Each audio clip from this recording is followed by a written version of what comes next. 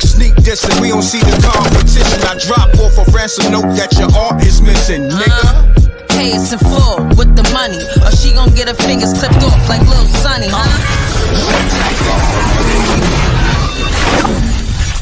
m.reck TV.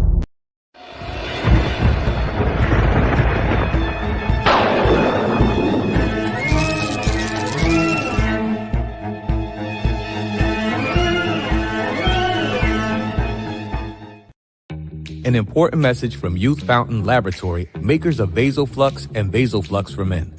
If you're over the age of 35 and over the years you've eaten pizza, dairy foods, deli meats, or meats with fat, you are likely to have some degree of plaque buildup in your veins and arteries. This increases your risk of suffering a stroke or heart attack exponentially, and no one wants such a catastrophic event to occur.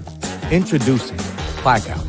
Blackout is made of all natural ingredients proven to help dissolve clots in the blood, remove calcium deposits and plaque from the walls of veins and arteries, improve viscosity of the blood, improve elasticity of the veins and arteries, treat varicose veins, and prevent the reoccurrence of plaque buildup. For more information, visit Youth Fountain Laboratory at youthfountainlab.com or call 1-800-853-7856. And remember, to help unclog veins and arteries, get the Blackout.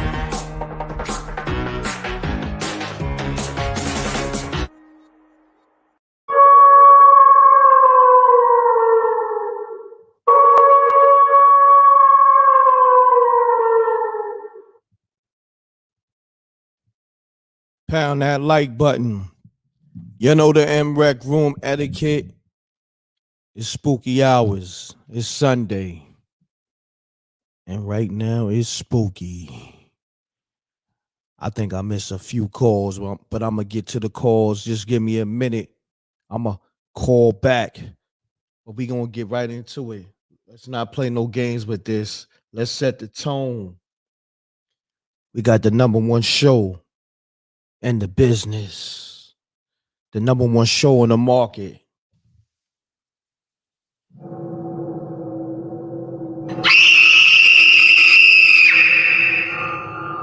When we come to see God, can we bear Him? Just hold on. If you come play with us,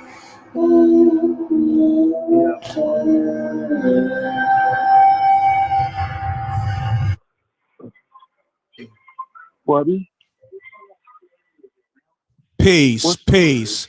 This is m.reck TV, and you now tuned in to Spooky Hours. Peace. You now tuned in to m.reck TV. State your name, where you call it from. Keep it clean, keep it short. Let's get spooky. Okay. Can you hear me? I can hear you loud and clear, my brother. Okay. All right. I'm calling from Rochester, New York. Okay. The story is out of Scranton, Pennsylvania. Okay. Yeah. Spooky in Pennsylvania, man. Very spooky. So, yeah. Okay. I want to start from the beginning.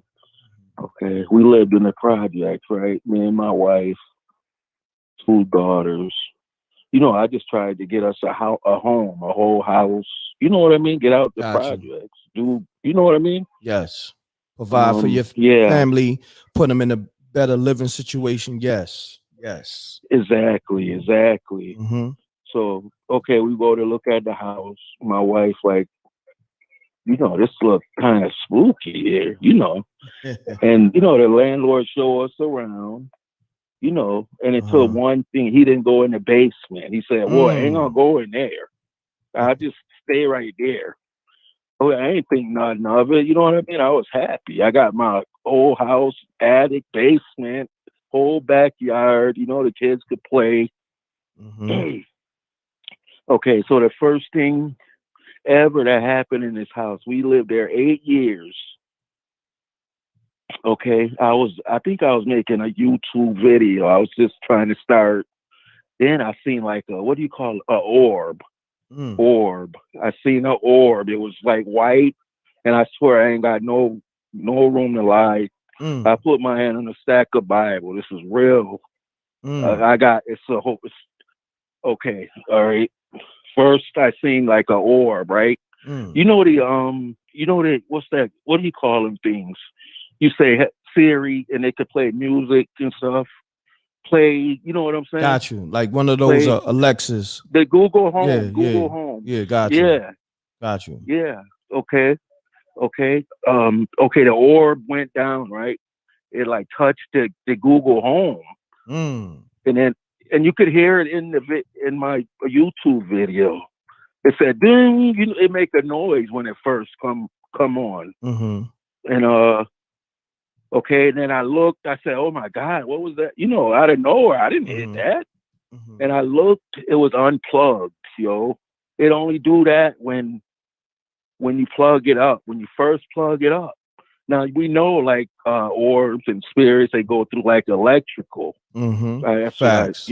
So and okay, so I said, I'm curious, man. I want to plug it up because and it only stay on like the channels like what you pick, like R&B, whatever. It don't go to nothing else unless you put it there. I plug it up. It's Elvis on that, man. Elvis. I'm like, oh yeah, Elvis. Hold on, I didn't put that on. What time we talking? About what time of the day we talking?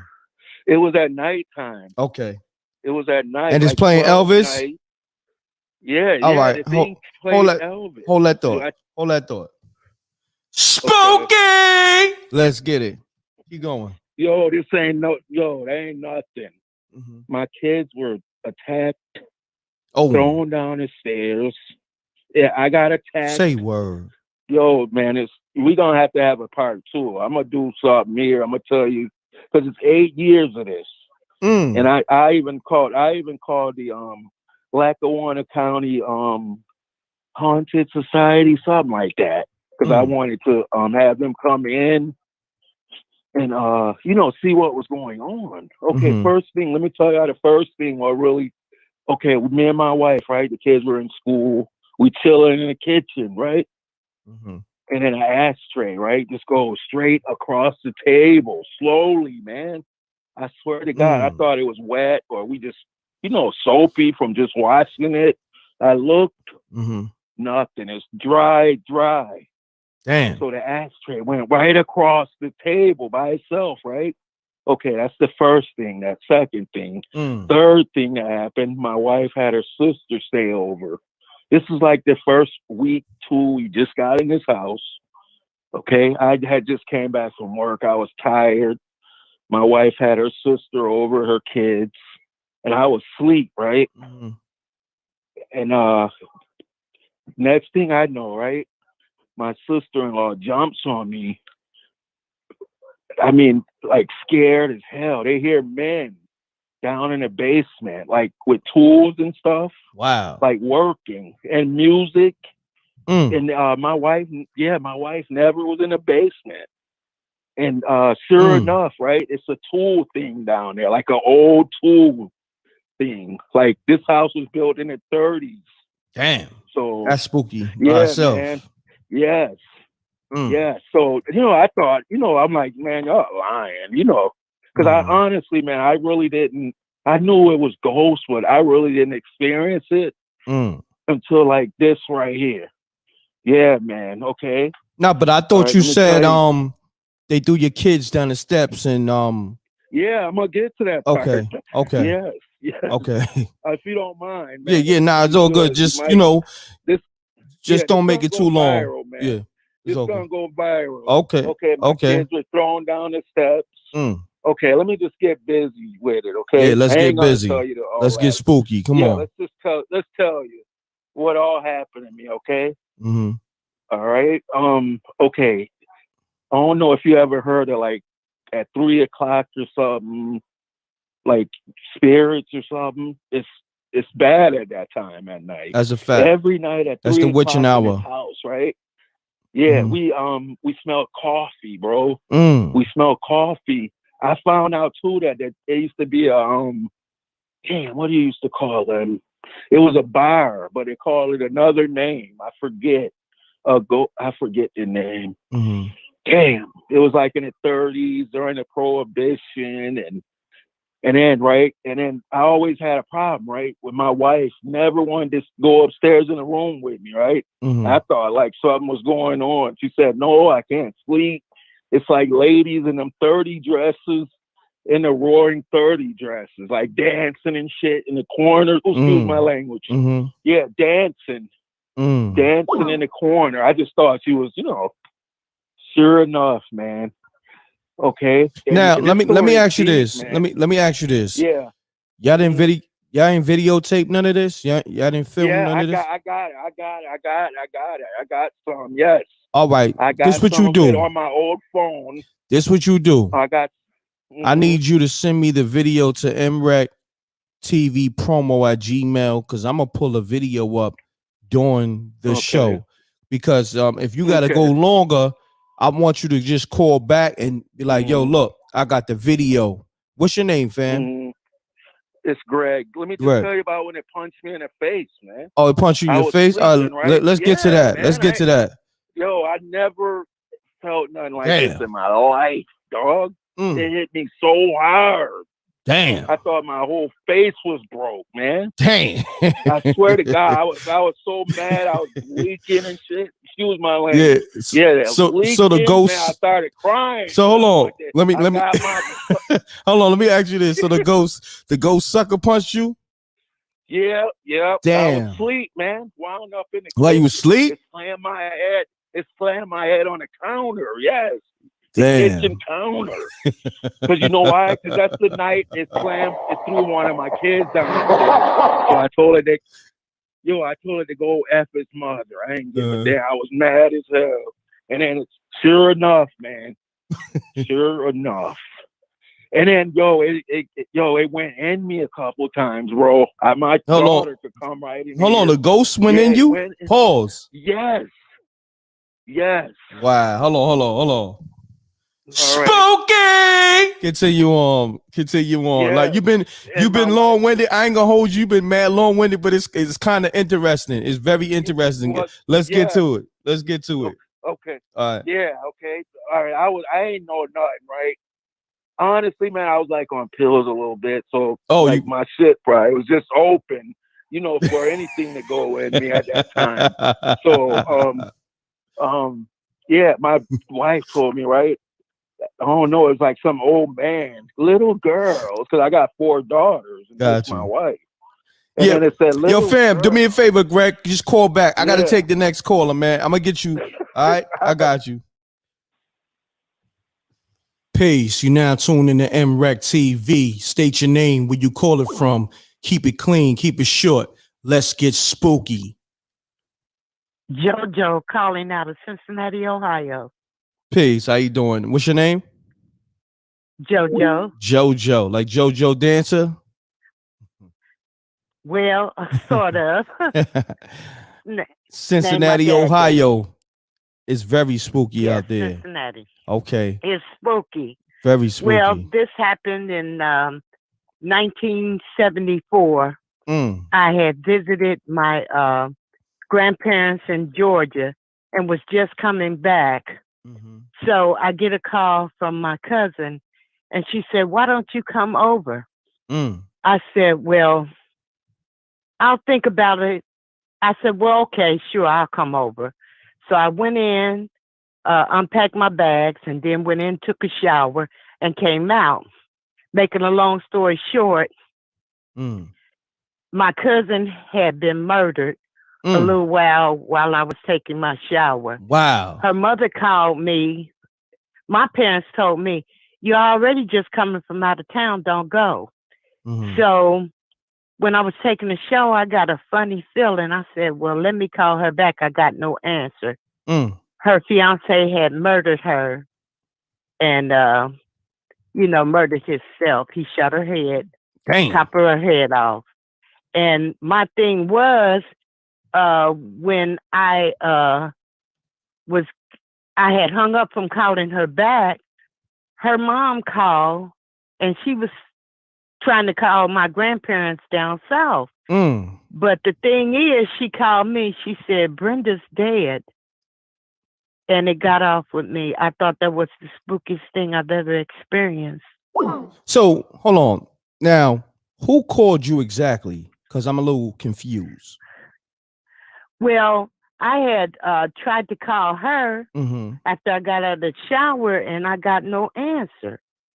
So I went in and started getting dressed or whatever. And then I heard the phone ring, and I picked it up because my mom said, I got it. I said, no, I got it. So we were on the house phone. She picked it up, and I picked it up. It was my aunt. The aunt that got shot? That got murdered, mother. Oh, the mother. She was trying to call down south and called our house by mistake. Got you. Wow. And I thought that was the weirdest thing I've ever experienced in my life. Had I went to her house, I would have been gone. But I got a strange feeling in the shower, and I just kept going. I said, I feel funny. So I said, Mom, look out, in case the phone rings.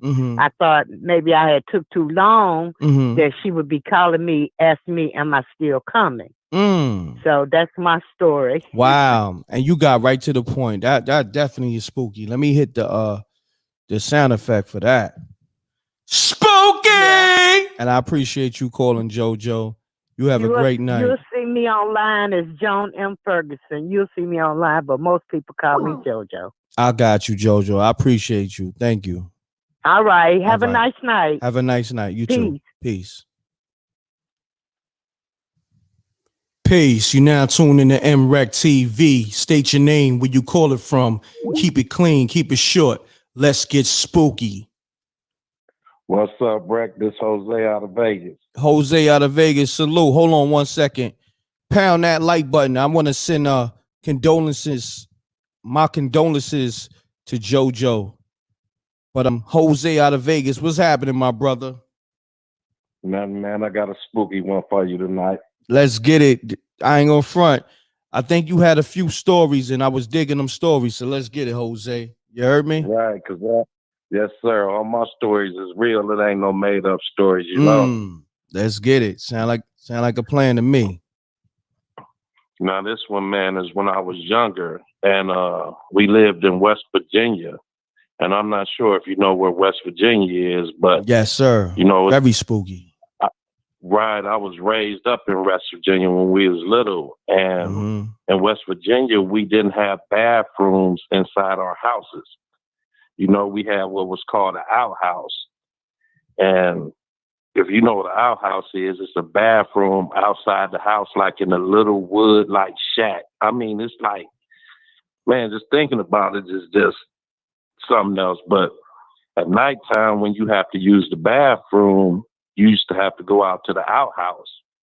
And the outhouse was like 15 feet, 20 feet away from the house. Got you. So I'm going to say this. In them outhouses, always been spooky. Like in real life, and it's always spooky in the movie. So let's hit the spooky for the outhouses. Spooky! You feel me? Man, I swear to God, if anybody ever lived in the country, they know what an outhouse is. And they know how spooky it is at night to go to that outhouse.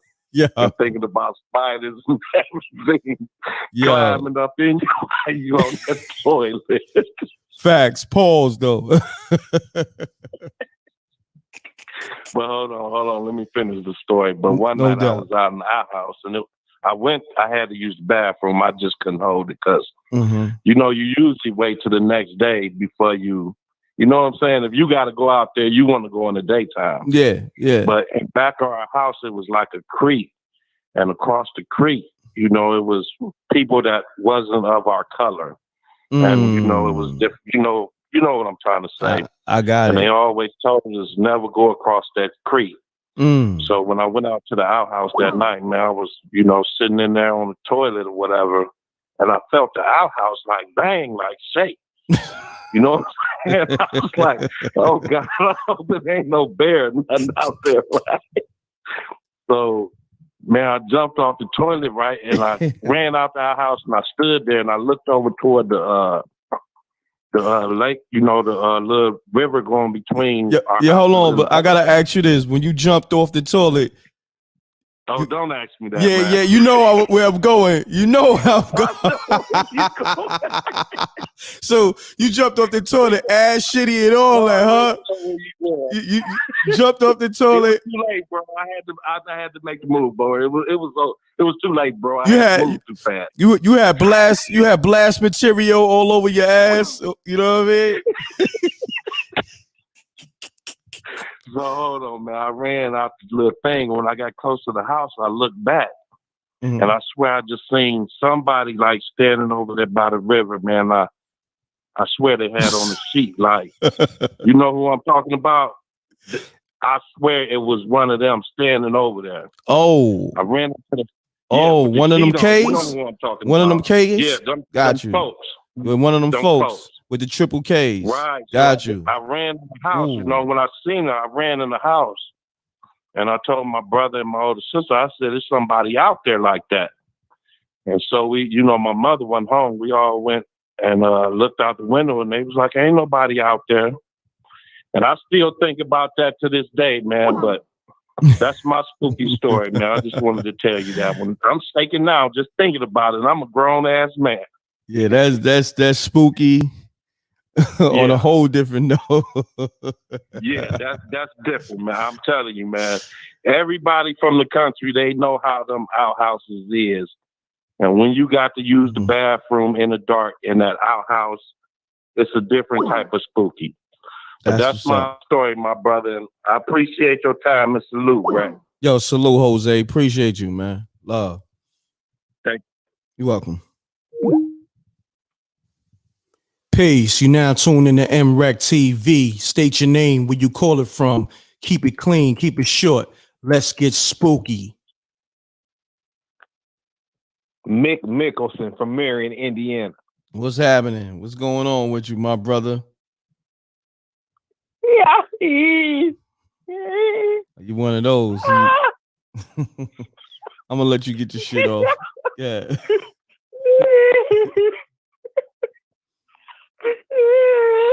Hopefully this make your night. Yeah, keep going. Hopefully you got your shit off, all right?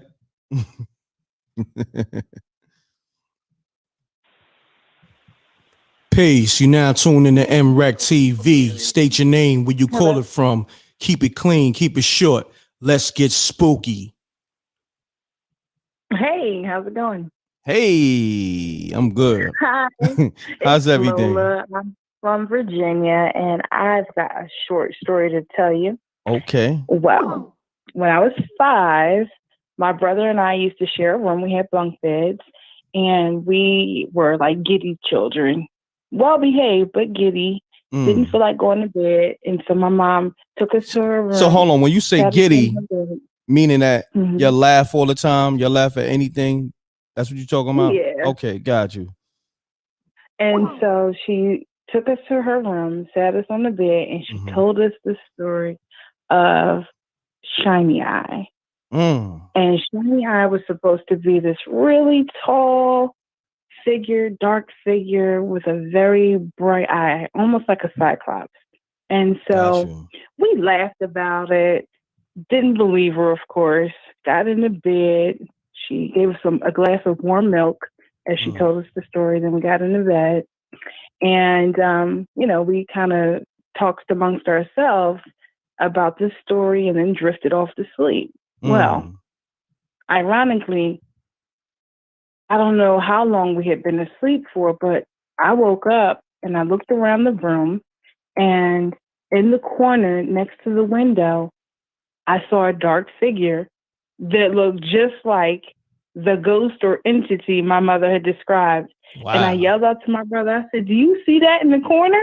And he freaked out. I freaked out. We started screaming. Now, you would think, well, maybe she had tried to trick us, but with the way the room was situated, the door was behind us. The figure was across the room. There was no other way for her to shine the light to make a figure like 9 feet tall. 9 feet tall. Now, what happened? Like y'all went under the covers, y'all ran out the room. We were frozen into our beds. Our mom ran into the room to find out what was wrong with us, and we screamed that we had saw Shiny Eye. I don't know if she ever believed us, but thank God I never saw him again. I hear that. Too many times. That was spooky. Spooky! And I appreciate you calling. Spooky! All right. Shout out to m.reck, the Wreck Mob, and the Earth. Peace to the Earth, Amina. She in the chat room. Peace to you. Thank you. Yes, I see you. All right. Peace. Bye. That's what I'm talking about. People calling up with this short, to the point stories. It's 11:11. Y'all know what it is. Peace. You now tuned in to mrecktv. State your name, where you call it from. Keep it clean. Keep it short. Let's get spooky. Hi, I'm Carla from Euclid, Ohio. What's happening, Carla? I'm fine. I got a good one for you. I'm a medium by birth, right? And I see, I do see a lot of spooky stuff, but my first sighting was, I was maybe like 3 or 4. I had a brother. He died at the age of 21. And my father would always go to the cemetery to check on his grave. And I was around there, and I was with my other brother. And my other brother is, he's 19 years older than me. And I was holding his hand. And at the time, I had no knowledge of his death. But I said, he's over there, and I said, he's running. And it scared my father and my brother. And they was like, he running. And I said, yeah. And I said, he fell down. What I didn't know at the time, he was murdered. Damn. What happened was... That's spooky. Hold on. Spooky! Continue on. Continue on. Yeah. What happened was I was seeing into the past on how he was murdered. And it actually, he's still around, he's still around me, but he doesn't, doesn't harm me or nothing to scare me. He talks to me all the time, but he's around. So yeah. Now explain, like, him being around you, like, of course, his spirit, right? You talking about his spirit. Yeah. I never knew him, in life, because I was a 1-year-old when he passed. He was 1? But he's around. I was 1. I was 1 years old. I had parents. My father was old enough to be my grandfather. He just married a younger woman. That's all. Okay, got you. Oh, yeah. Damn. So let's go into that. So you say your father or your grandfather married a younger woman? Yeah, my mother. They were just 12 years apart. Oh, okay, that's not bad. My father was in his 40s when he had me. Okay, how old was your mother? My mother was 31 when she had me. That's not bad. That's not bad. They were grown. Yeah, they was grown, so that's not bad. That's not bad. But now you being a medium, explain that, because I guess you see spirits all the time. You see spirits all the time. I'm a woman. Yeah. Well, I don't see them all the time, but I'm able to communicate on the. I'm able to communicate with people that are no longer here or spirits.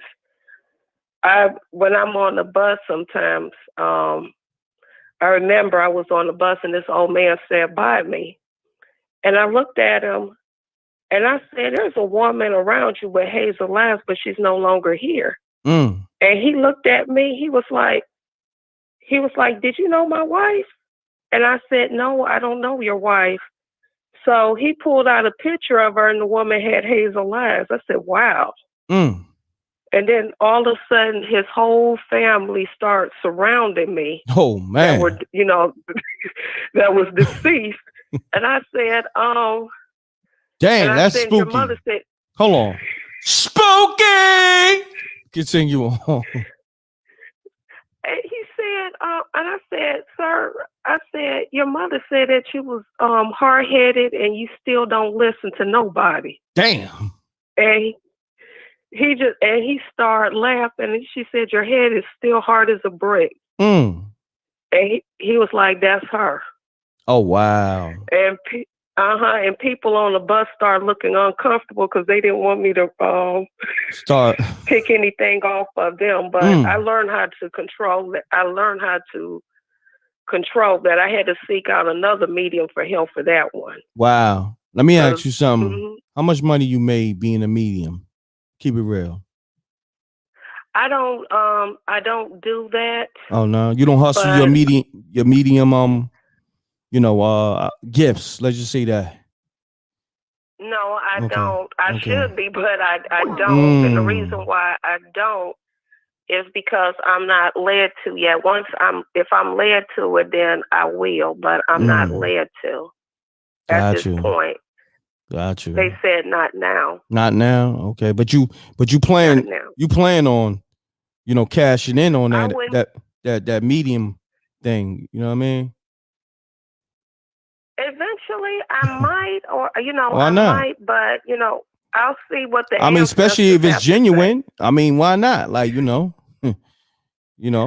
a special gift. What I want to do is I want to help. I know that a lot of our people are missing. I want to focus on helping a lot of missing Black people. That's what I want to do. Got you. I appreciate you calling. Yeah. All right. Thank you for taking my call. You're welcome. It was an honor speaking with you. It's an honor having you on the show. Have a good night. Okay. All right. Peace. You too. Bye-bye. Oh, man, they calling left and right. Peace. You now tuned in to m.reck.tv. State your name, where you call it from. Keep it clean. Keep it short. Let's get spooky. And do me a favor, mute your audio too. I had to mute my audio. Hold on, I'm gonna mute this other audio too. Okay. Hey, brother m.reck. What's going on, my brother? Shout out. Appreciate what you're doing. Salute. Appreciate what she doing. Appreciate you. What I'm saying? I had to get this off my chest. Bruh. Now, spooky. Let's get spooky. Yes, sir. If you heard that. Yes, sir. Yeah, yes, sir. Let's get it. Let's get it. Where you from? I was a kid. Now, I don't know if you remember the movie Freddy Krueger, Nightmare on Elm Street. Yes, sir. Yes, sir. But, I watched that movie, bruh. Dude, I went to sleep. And for everybody that's out there, I don't know how they get it with living in the basement, but living in basements is spooky. Very spooky. Very spooky. Yeah. Hold on. So I was living in the basement. Spooky! Right? Continue on. Let's get it. I was living in the basement. We had bunk beds. And I was at the top of the bunk bed. This is some crazy shit for a kid. Excuse my language. This is some crazy crap for a kid to go through. I think I was like maybe 9 to 10 or something like that. And I'm sleeping in the bed, and dude, it's like I heard footprints come into the room because everything was dark.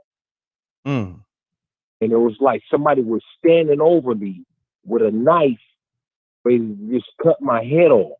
Dang. And that was real intense for at least 30, 45 minutes, bruh. And you talking about a bruh sweating in the bed? Man, I was sweating in the bed. Dude, I had to take all the sheets off, all the covers and blankets off. They was all soaked, bro. Say word. That's word. Wow. And when the sunlight came out, you talk about a brother getting busy and going outside playing back in the days. That's what I was doing. I was like, nah. And to this day, man, I prefer sunlight over everything. Now, let me give you this other one. Okay. It's going to be quick? It's going to be quick? All right, I'll be real quick. Okay. This other one is recent. Okay. So I'm in Germany, right? and I'm chilling with this chick or whatever the case may be. You know what I'm saying? I did my thing, whatever the case may be. You knocked it down? To go outside and get on the balcony. Yeah, knock it down. Okay, salute. I decided to go out on the balcony and smoke me a cigarette. And dude, I look up in the sky, bruh. I ain't lying to you, dude.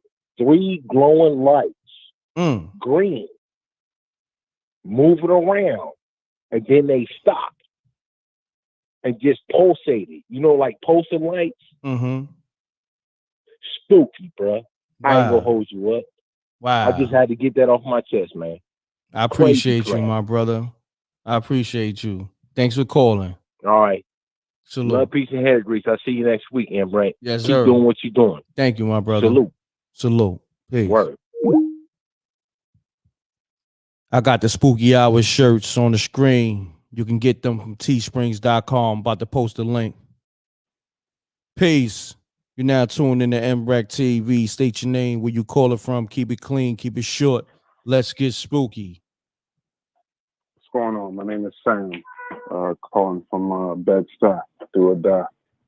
Yes, sir. Talk to me, homie. How's everybody? Yes, sir. Okay. Everybody's good, my brother. Glad to hear that. I moved here and I moved to Brooklyn in like 2000, right? When I moved there, so you know the 2000s. Yes, sir. Booming crack house next door. Booming. Crack house booming.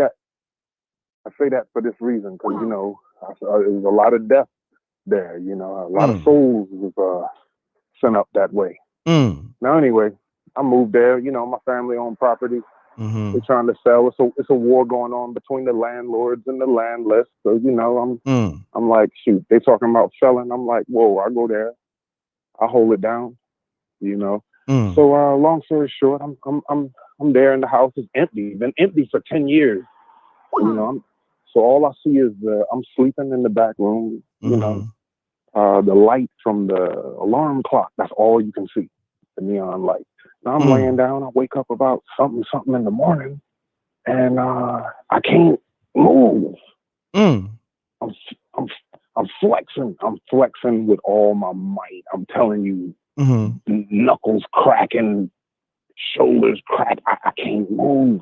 I'm like, what's going on? So only thing I could think of was to start reciting. I'm Muslim, so recite the Fatiha. I'm reciting, and I couldn't even move my lips, so I'm just humming. So couldn't even move your lips. That's crazy. I'm just humming. So I'm humming, and then eventually, everything is frequency, sound, vibration. So I'm humming, and as I'm humming, then I'm able to move my lips, and then I'm able to move my body. But it was so much fatigue on my body. I mean, I know this sounds crazy. I mean, if you was ever held down and whenever you let free, whenever you can move again, you gonna get up and look around the room, right? No, sir. That's absolutely what you're not gonna do, because you ain't got the energy. Yeah. Only like I said, I could visibly see nothing in the room, but it was bright from the alarm clock, and I'm like, what the hell is going on, bro? So I was so fatigued from flexing, went to sleep, woke up, and it was nothing. And I've been there's another incident, man. I got another story, but I'm not trying to be too long-winded. Yeah, just call back. Just call back, my brother. Yes, sir. Yes, I appreciate sir. Yes, sir. that. This is it for now. All right. Yeah, keep it short and sweet. Yes, sir. Good looking out, man. All right, no doubt, my brother. Salute. Peace. Peace.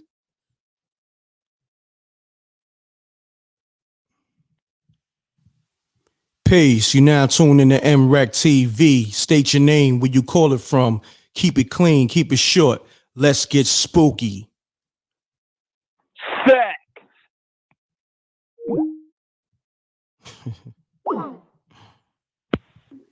Peace. You now tune in to m.reck TV. State your name, where you call it from. Keep it clean, keep it short. Let's get spooky. Yeah. What up? What's happening, fam? Hey, how you doing, man? This is Stacks with the Facts calling out of Columbus, Ohio, man. Salute. Stacks with the facts. Let's get to it, homie. Yeah, and I just want to say before I get into my story, man, I really appreciate what you and Amina is doing, man. Y'all bringing so much closure and help for people who done had these experiences, man. I just want to say salute to y'all for that, man. No doubt, my brother. Salute to you. Shouts to the Earth. She in the room. No.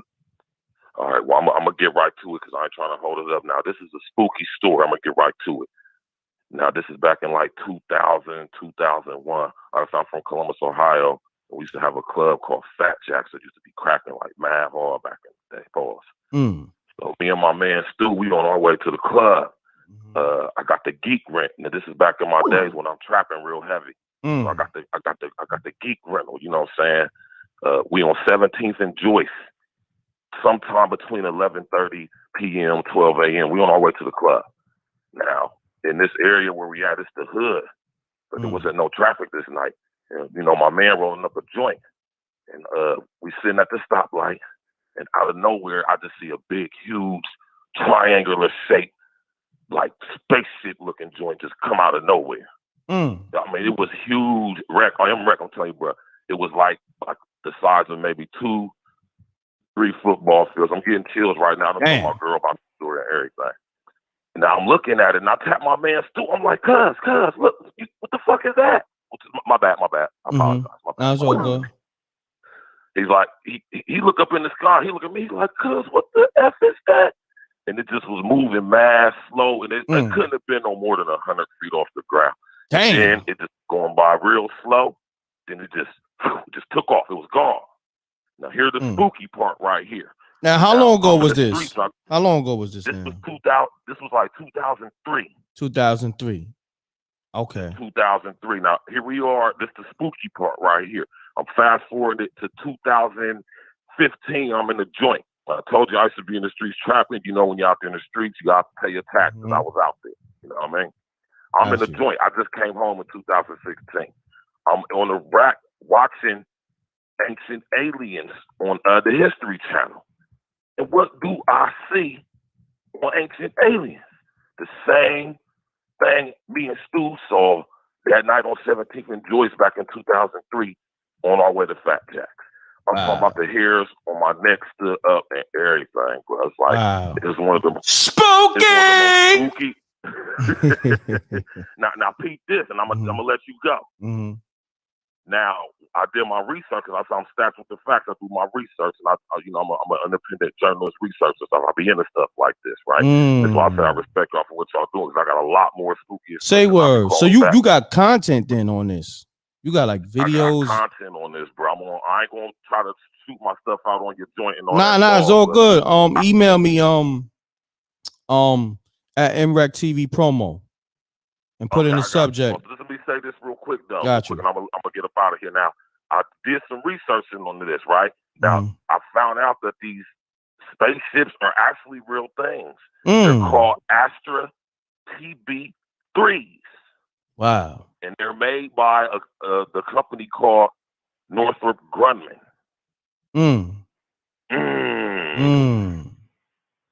Wow. So I just want to say shouts out to you and the Earth, man. I love what y'all doing, man, because y'all bringing so much help to people, man. You know what I mean? Like people having these experiences, they don't know what to say because people don't believe them, and so many people having these experiences with these entities and all this other stuff. And I'm just glad that y'all doing what y'all doing, man. I really respect it and I really appreciate it. I'll definitely call back some more. I'll definitely hit you up on the email too. Got you, my brother. Salute. Yeah, hit me up. mrecktv promo at gmail.com. I got you, boss. I'm gonna hit you up right now. All right, peace. Thanks. All right. Peace. You now tune in to m.reck TV. Hi. State your name, where you call it from. Keep it clean, keep it short. Let's get spooky. Hello? Why she hang up?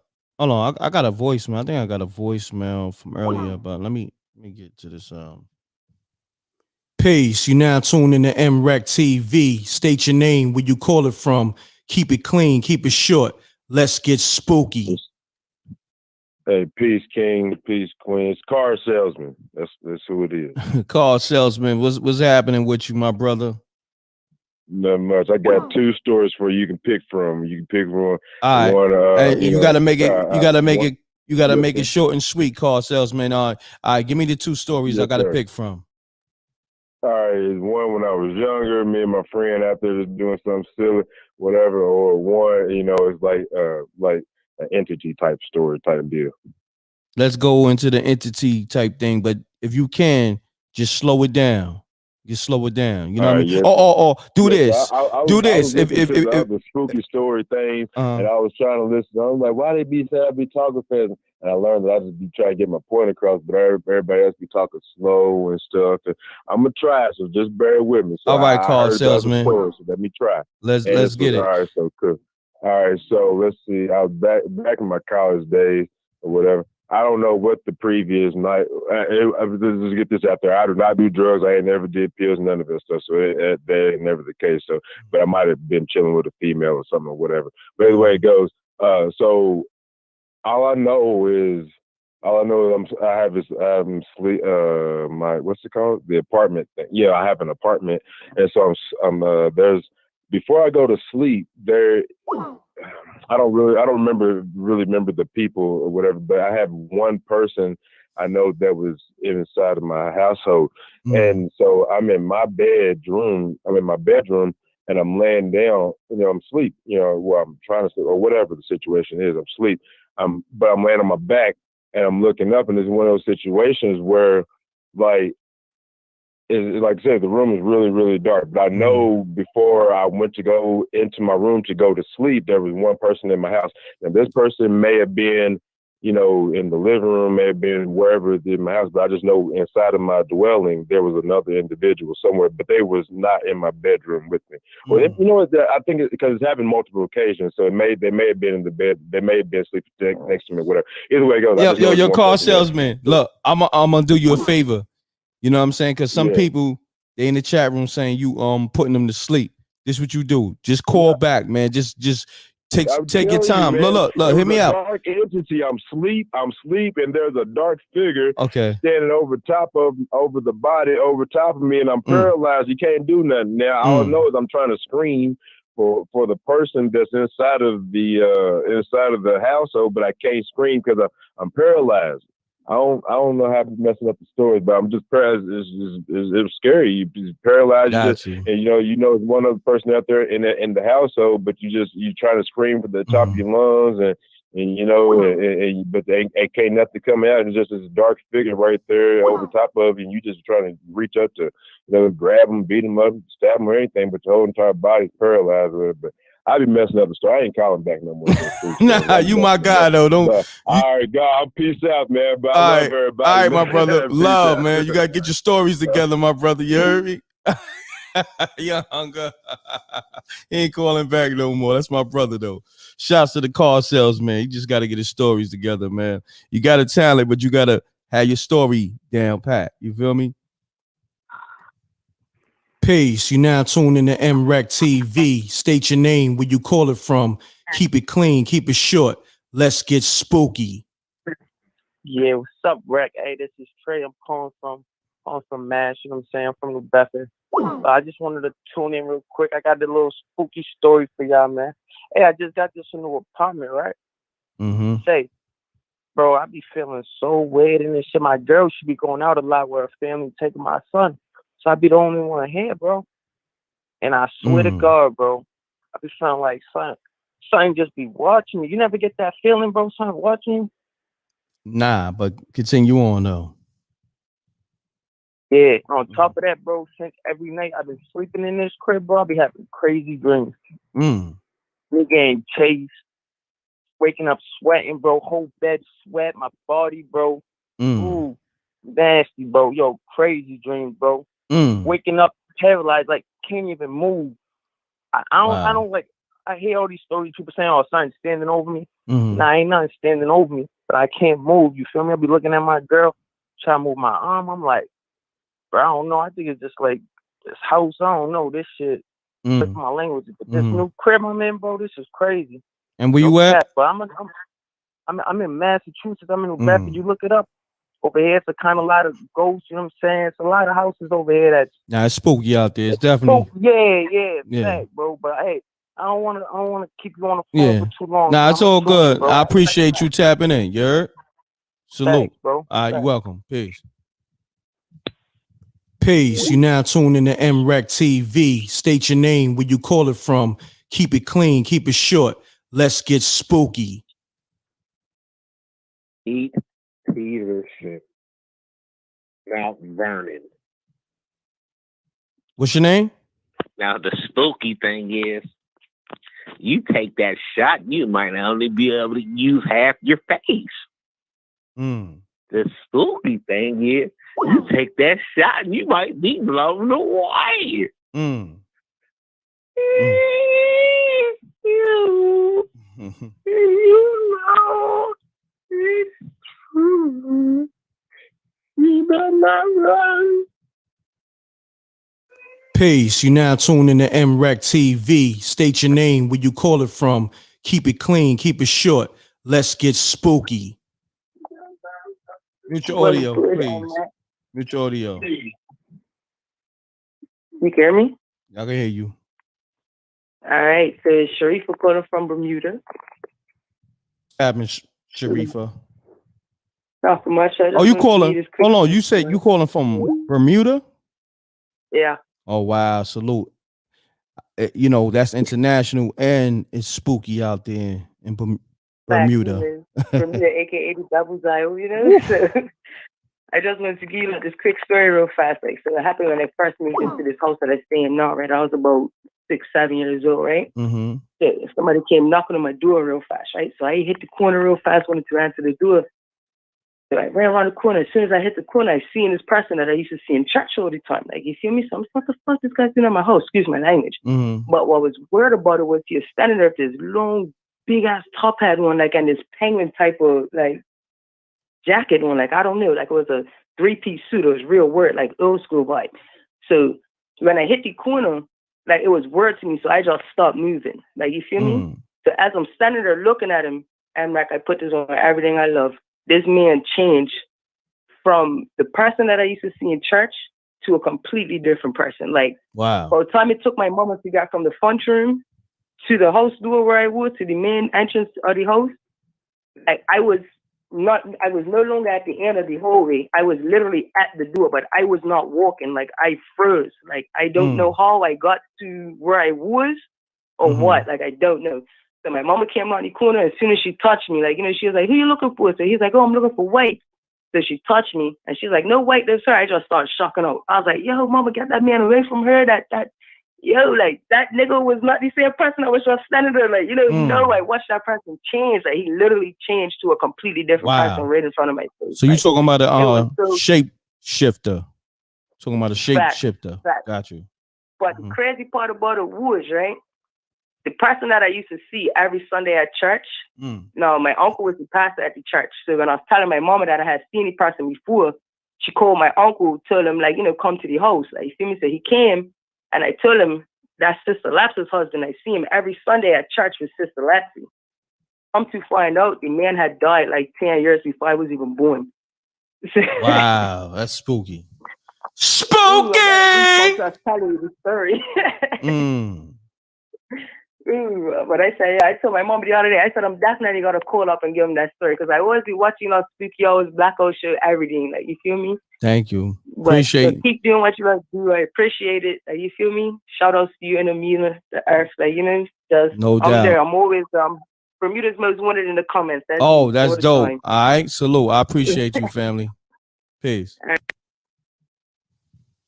Peace. You now tuned in to m.reck TV. State your name, where you call it from.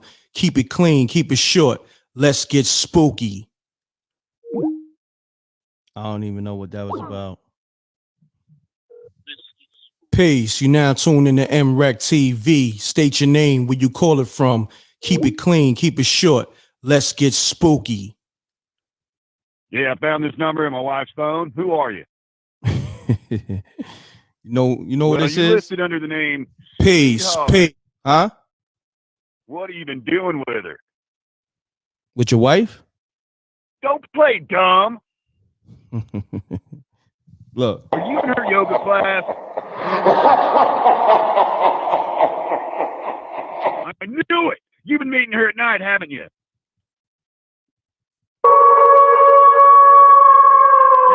your crap and let me talk.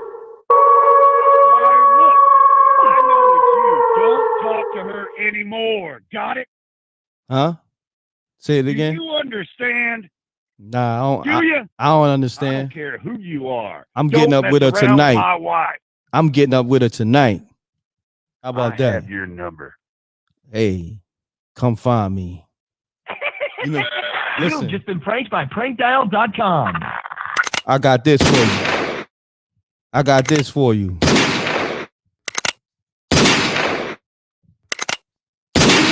You heard me?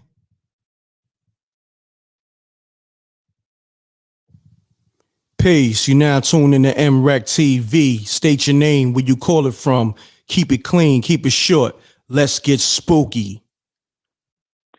What's up, m.reck? It's Jordan Wilkerson from Illinois. The trolls, huh? No, what? Oh, my bad. Oh, I thought you was a troll. You sounded like No. Okay. I thought you was Dave Matthews. Who's Dave Matthews? See, I knew it.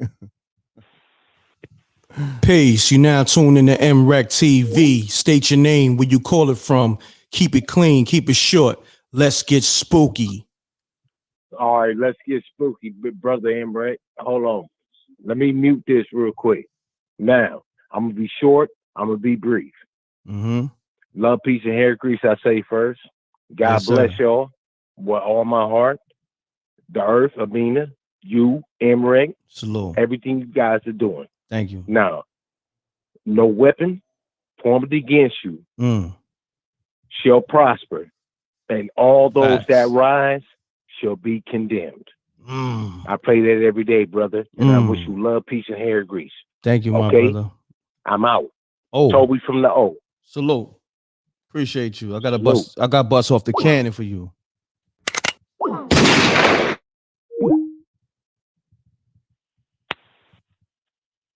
I need a good spooky story, y'all. Let's get it, man. Peace. You now tune in to m.reck TV. State your name, where you call it from. Keep it clean, keep it short. Let's get spooky. Who is this? Hey, m.reck. This is Kat calling from the Bronx. I have a spooky story for y'all. Okay. So one day I was living up in Middletown and I was sleeping. Oh. And I sleep heavy. I heard the door creaking open. When I woke up, I see this blue. Hold on, I got a cross line. Fam, do me a favor, call back. I think the lines got crossed. All right, sorry about that. Let me Not get you, that not guy's you. number. All right. Yeah. Hello? Okay, I got a scary story for y'all. Now, go ahead. Continue so I was on. living up in Middletown, New York, and I was asleep. Your My phone sound a little far away. You sound like you far away from the phone. If you Okay, can, you can take hear me on me better? speaker or talk Okay, I was directly. living in Middletown, New York. Okay. And I was sleeping in the bed, and I sleep heavy. Mm. So I hear the door, and for some reason, I woke up. When I woke up, it was like a blue being, like an entity hovering like above the floor. The feet wasn't on the floor. It was just floating. I was so scared, but when I got up, all I could think about is my kids. But when I got up, like, who is that? Like, it shot across the room. So I'm going around my house, and I'm asking my kids, like, y'all playing games with me? They was like, no, we were asleep. So I checked the doors to see if everything was locked, but I'm like, I know I saw what I saw. But it was, like, really creepy. But what did you see? It was like a blue. You ever seen the image that they said Arterians, how they blew like blue beans? It looked like that. Because I went and did research to see if what was it? But it was like, I don't know if it was like a entity or a being from another dimension. But I know I saw what I saw. I'm not crazy. Wow, that's spooky. Spooky. I appreciate you tapping in and calling with that story. You're welcome. Good night. Good night.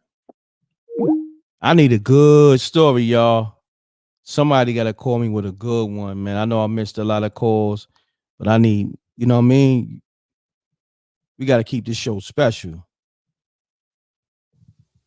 Peace. You now tune in to m.reck TV. State your name, where you call it from. Keep it clean, keep it short. Let's get spooky.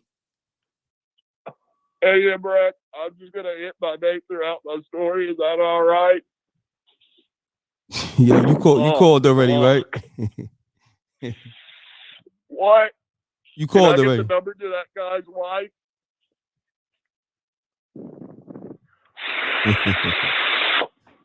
Yo, you all right? The trolls, they calling up crazy tonight, huh? Different kind of trolls tonight. We got trolls that got a whole pranking company calling up crazy. Peace. You now tune in to m.reck TV. State your name, where you call it from. Keep it clean, keep it short. Let's get spooky. My brother m.reck. What's happening, my brother? Salute. I got the salute to you and the earth. Hey, look, I got the spookiest story of the night. Let's stop these shenanigans. Mm-hmm. My girl is a nurse. Okay? Mm-hmm. She working in the ER. So probably about, I want to say about, might be about 5 years ago. She come on with a story. She said, state trooper brought in a guy tonight. When he came in, he had blood all over him.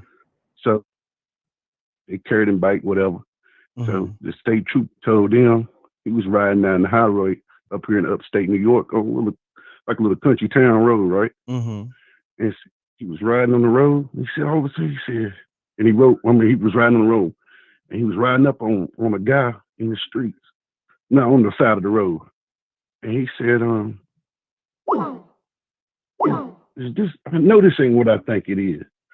So he went past me, he turned back around, he said, oh, shoot. He got in the car, and guess what he seen, man? What's that, my brother? He seen a man with a torso of a deer having sex with it. Yo, stop playing. You serious? I'm serious. My girl told me this story. Spooky! So a man, hold on. Now explain this, because I'm a little lost. You said a half man? No. Okay. A man was having sex where a deer has been killed or something, but it was the deer torso. You get what I'm saying? Just the bottom part of the deer. So he was smashing the deer torso? Believe it. Wow. That's all the way spooky. That's insane, spooky. What they call that? Bestiality. Yo, man. I didn't want to believe it. Why my girl wouldn't lie to me over no stupid shit. Yo, so ain't nobody got no video? No video, bro. But listen, she ain't gonna lie about nothing like that, man. Wow. She couldn't believe it her damn self when he told the state trooper, told her this when she brought the man in. That's crazy. Spooky. That's all the way. Spooky! Hey, look, man, I'm glad I got in. I had to give you this story, man. I had to. I've been trying to get on for the last hour, man. I've been just calling. Thank you, my brother. I'm glad you got through. That was a good one. All right. Peace to y'all, man. Peace to the Rick Ma. Peace to the Herb, and peace to m.reck TV, the hottest show on YouTube. Salute. I appreciate you, fam. Thank you. My brother. All right, peace. Peace. You now tune in to m.reck TV. State your name, where you call it from. Keep it clean, keep it short. Let's get spooky. My name is Chris, brother. I'm calling from California. Chris, what's happening with you, my brother? Did you call up earlier? Yeah, bro. My phone died on me. Okay, that's what it was. Yeah, bro. That was my bad. But man, let me tell you what's crazy. My grandpa, my mom's dad, used to hunt me when I was a kid. Used to hunt you? 3 to 8. Hunt you how? Like, explain that. Every night, bro. Because I'm from Little Rock, Arkansas, bro. And back in 1952, my mom's dad was hung in a tree by KKK members.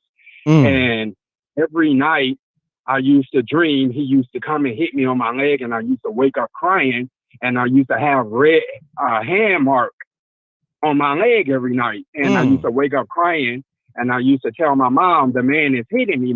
The man is hitting me. And she told me what the man looked like. And I was like, the man that was hung in the tree. and she started crying, and she told me that was her dad. Wow. But every night he used to come and torment me, bro. I was scared to go to the bathroom. It got so bad to where my mom had to sleep with me. She thought I was crazy at first, bro, until one night I woke up crying, and when she came up in there to see me, she seen him standing over me. Wow. So she That's had, spooky. Hold on. she had the pastor come up in there. Spooky! And sprinkle it around the house and pray for the house, bro. And then next thing you know, it just stopped. Say word. That's crazy. So, you had to get a priest. Yeah, our pastor came to perform an exorcism. The house, yeah. Wow. Well, he blessed the house rather. But then, pretty much. He was tormenting me every night, bro. Just I don't know where the shit came from. I mean, I don't know where the stuff came from, brother. But just every night, it just seemed like he popped up, and I'm seeing him every night, bro. I was scared to sleep. This dude. My mom said he was a very evil dude too. Wow. Man, I appreciate you calling, man. That's the kind of dude that he's the kind of dude, because back in those days they thought it was okay, to be touching on your kids and shit, bro. Oh, spooky. Sick in the head. Yeah, we don't do that over here. We don't do that. Not at all. That's sick in the head, bro. I don't give a fuck what age it is, Yeah. But thanks, bro. I appreciate you tapping in. All right. All right, peace. Peace. You now tuned in to m.reck TV. State your name, where you call it from. Keep it clean, keep it short. Let's get spooky.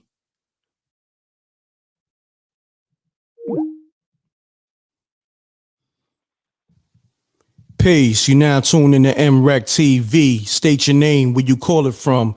Keep it clean, keep it short. Let's get spooky. Mark Morrison. Mark Morrison. What's happening? Kentucky. What's going on, man? It sounds like you sleep with a shotgun on your bed. What's going on with you?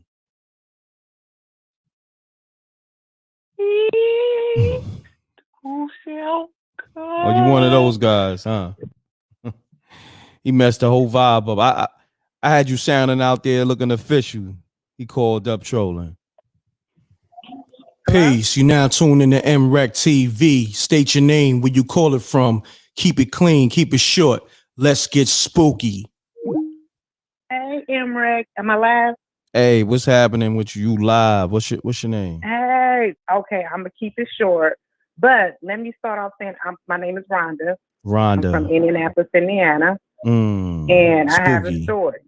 Okay, let's get into it, Rhonda. Okay, first and foremost, I was one of the first one in the hood to buy a gentrified home, go back to the hood and buy a home.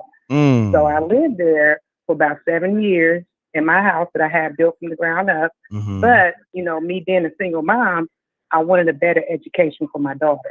So I wind up moving to the suburbs, leasing my house out to a family member. So when I got to the suburbs, which is south side of Indianapolis, Indiana, it's called Fishers, Indiana. It's now a city. Hold on a minute. Let me turn my TV down. Hold on. Thank you.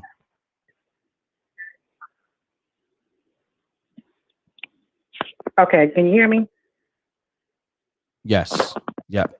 I can hear you. Okay. So I moved to the suburbs for a better education for my daughter, right? I moved into some apartments in Fishers. And I was on the bottom floor. I lived there for about a year.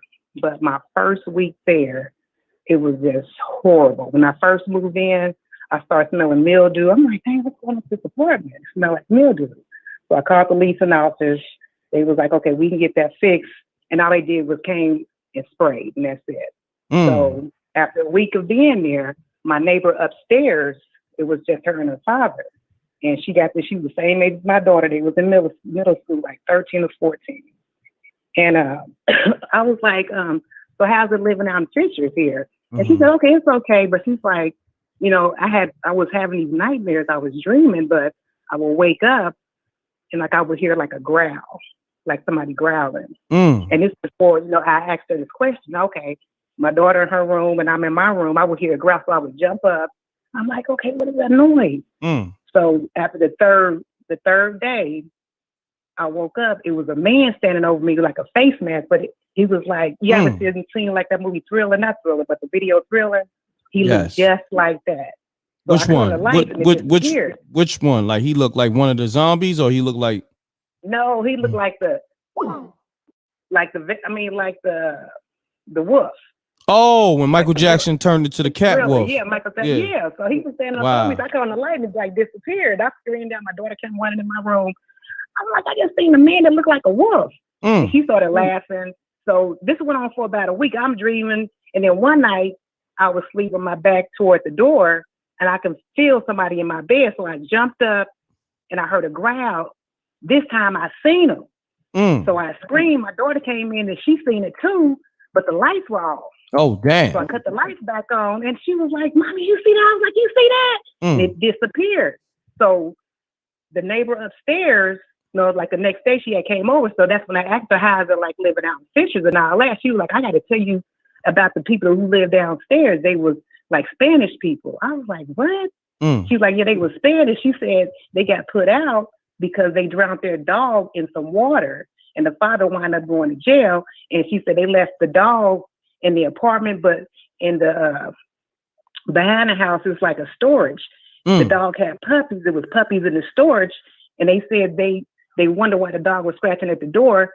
The man had killed the puppies in the storage, but was torturing the mother dog. So he wound up going to jail for that. Wow. And so I was like, well, why am I seeing these dreams? I said, okay, I was putting two and two together. And she was like, well, he wound up getting killed in jail. I was like, well, how do you know all this? And, she was telling me that her father had drug issues and she knew the kids that lived downstairs and everything like that. But that's not the first part of the story.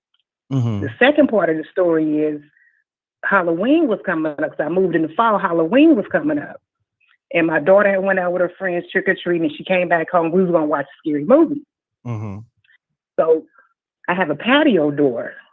We were sitting there watching some scary movie. The door just popped open.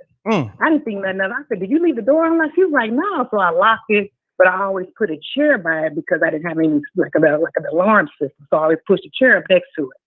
So we were watching, 30 minutes into the movie, it came open again. I was like, wait a minute, I just locked that door. So the neighbor told me, she came the next day when she was telling me, we ain't say nothing about what happened that night. She was like, oh, by the way, he did something to his grandfather and killed his grandfather. He used to make him sit on the porch at night and he would bang on the door all night. But he wanted the man that lived there before us, killed his grandfather and killed those puppies of the dog. I'm like, this house is haunted. This apartment is haunted. So I was only there for a month and I wound up moving out.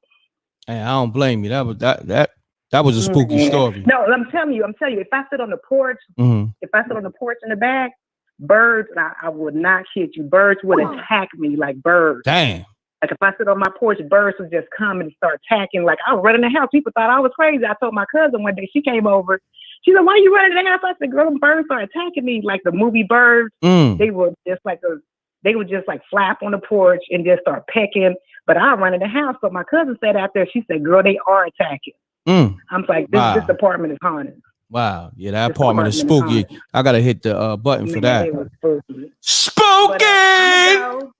I appreciate you tapping in. That was a good story. Thank you. You're welcome. Thank you. That was a good story. Shouts to her. Peace. You now tune in to m.reck.tv. State your name, where you call it from. Keep it clean. Keep it short. Let's get spooky. What's going on, m.reck? I didn't think I was gonna get through right now. What's happening? Who this? This is Carolyn from down south. You said Carolyn? Yeah, this Carolyn. I heard y'all stories. You called a few times before, right? I spoke to you, right? Yeah. Okay. Yeah. Okay. I'm gonna be short. You gonna keep it short, Carolyn, because the first time around. See, there you go talking. Let me go ahead and get it out. Okay. My bad, Carolyn. I thought of a good one. Okay. You thought of a good one, or is it something you went went through? This is something you made up? Or? Let me put this out here real quick. Okay. I see the comments on here. I'm not the type to lie. Okay. I ain't never told a fake story. Okay. You know what I'm saying? All my stuff is real, every single bit.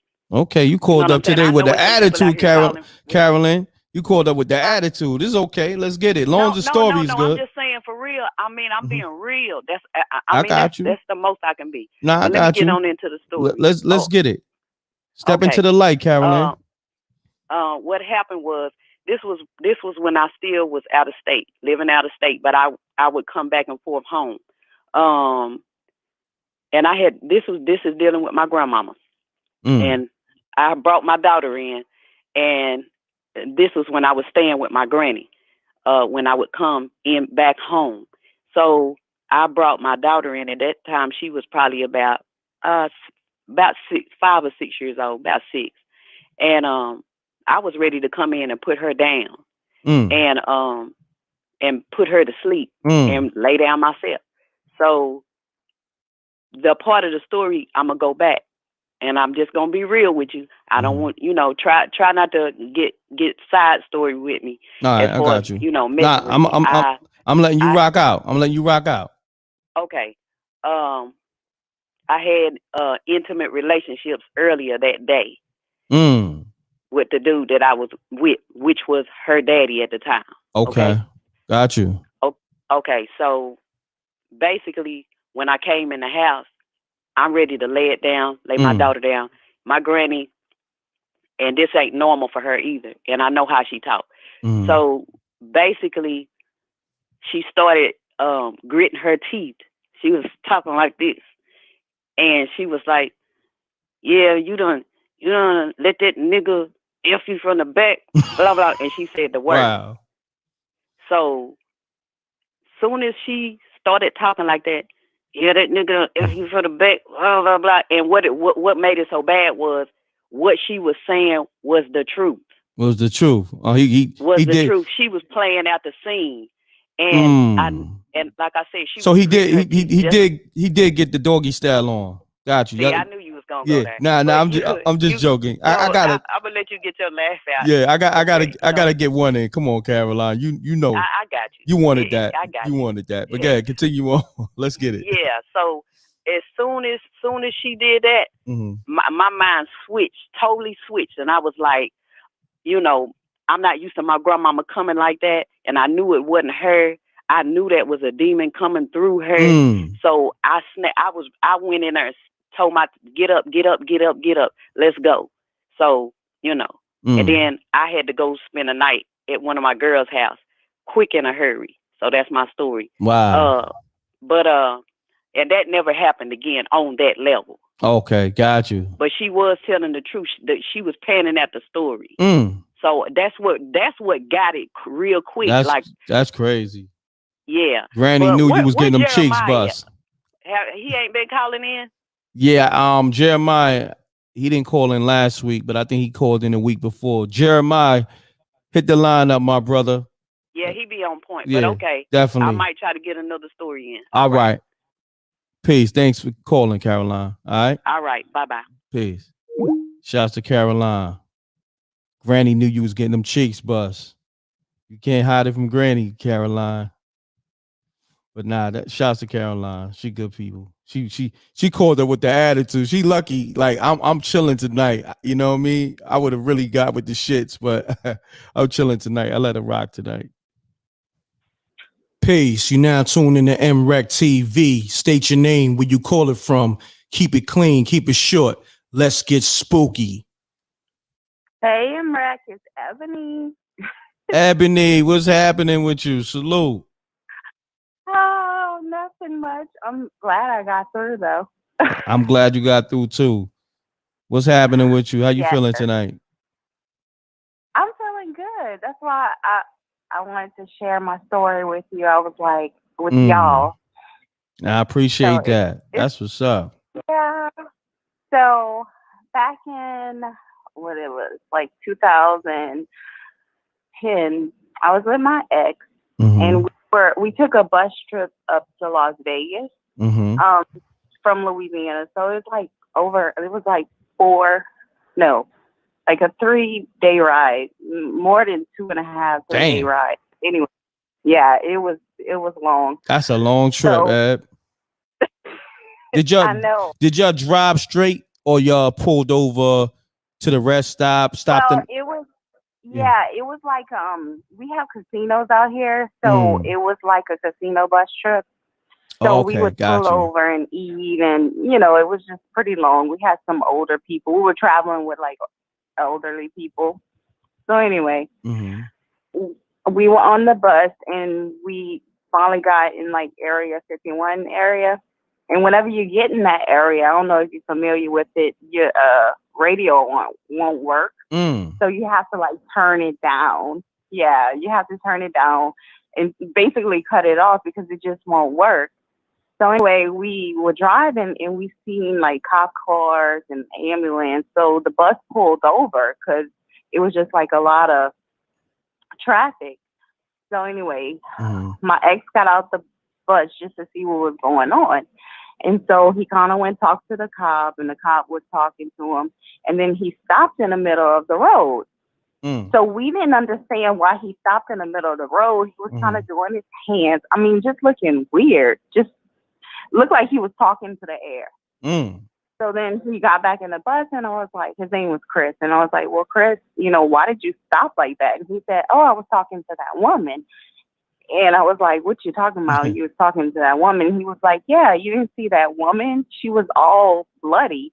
Well, come to find out, the woman was in a car accident and she died. Damn. So he was talking to what he claims is the woman that was actually dead on the scene. We didn't get off the bus, so we didn't see the woman. Yes. Yeah, hold on, Ab. My hairs just stand up on the back of my neck, and I gotta hit the spooky. Wow. Yes, and it was like I said, when I tell a story, it's like so visceral. Like I get, I don't know, I get scared every time I tell it, but I just had to get it off my chest. I was like thinking about it, but thank you. He stopped, and I never forget. He stopped in the middle of the road, and he was just talking to this woman, and I mean, it was real. This is not a made up story. Yeah, Chris to this day is freaked out about that. Wow, that's a great story, Ab, and it was spooky. I ain't gonna hold you. You made my hairs stand up on my neck. Gave me goosebumps. I appreciate it. But I love doing my job, moderating and chilling with y'all on Sundays. And Amina, my sister, I love her. Shouts to the earth, Amina. Much love to you. Now we love you. Shouts to Dream Faith, and you coming through. This is like what? This is your third time calling or your second time? This is my second time. Second time calling with a good spooky story. Wow. Yes. And you holding down the moderation for m.reck TV and Amina, No, I'm telling you now, every time I get a real spooky story, I just get off. I can't take it no more. I just get offline and go to sleep. I quit my job for the evening. I hear that. Now, don't get too spooked. I know. All right. I will talk to you later. All right, Ebony. Take care. Thank you. Bye. Peace. Shouts to Ebony holding me down, holding us down. Hey, how are you? Peace. How you doing? This is Tina. Tina, what's going on with you, Tina? Damn, what happened to Tina? Let me see. Sounded like a voicemail. I don't know. I don't trust it. Let's call that back. Yeah, I don't think I can call that number back. Yeah. Peace. Hey. Yeah, peace. How are you? I'm good. This is Tina. Sound like a voicemail. I live next door to you? Nah. It's a prank. I know. Trolls. Peace. You now tune. No, not you. Oh, okay. Not you. Okay. The caller before. But peace. You now tune in to m.reck TV. State your name. Where you calling from? Keep it clean, keep it short. Let's get spooky. Karen, and I'm from Alabama. Karen from spooky Alabama. What's going on with you, Karen? Nothing much. I want to tell you my story. Are you ready? I'm ready. It was one night I was laying down in the bed and I was asleep, and something was trying to pull my leg, like trying to pull my legs off. So I was hollering at my husband. He was up front. Hold on, Trying to pull your legs off now is one thing. Yeah, it seemed like something was trying to pull my legs off, like completely off. Something was pulling me, like I don't know what it was. But okay, but when I looked over, I seen something. It was something real black with like a silhouette with some spikes stuck all the way around his head. Oh my God, that was awful. Something was trying to pull my legs, like pull my legs off, both of them. God damn. I'll tell you something else too. One night I was so what happened though? You just stopped the story. I woke up. Uh-huh. Well, I woke up and then that was it. Oh, okay. It Got disappeared and I turned the light on. I don't know what it was. Got you. Okay. Oh, that was real scary. Then another time I was sleeping and I was sleeping on my stomach and it was time for me to get up, get ready to go to school. And it was something that, like they said, a witch ride your back, but it was something like at the bottom of my bed. I guess you would call it the Grand Reaper, and I couldn't move at all. Oh, that was real scary. And I just started praying, and then eventually the alarm clock went off, and I woke up. Wow. That's one more story I have to tell you. Okay. I was working at this helicopter place in Tallahassee, and we worked second shift. And one morning I had to stay over late, so I got off work about 3:00. They said Tallahassee is a graveyard. And when I went across the bridge, it was like a white woman came from the right-hand side of me. But on the right-hand side, it was a bridge with water. And I don't know, I guess it was a ghost. I don't know where she was coming from, but she was coming towards my car, and I was going to hit her. But I didn't look back, and I just called the police and told them something was out there in the road.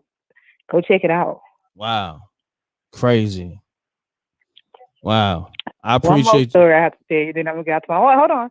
We how you got so many stories and you telling them so fast? Like you told me, like I'm trying to hurry up so you can get to somebody else. Okay, let's get it.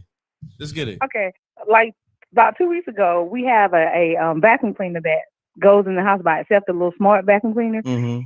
About a month ago, we unplugged it and put it inside the garage. But when my husband came home the other day, the vacuum cleaner was going around in the garage vacuum, but it had no power. It'd been off for like a whole month.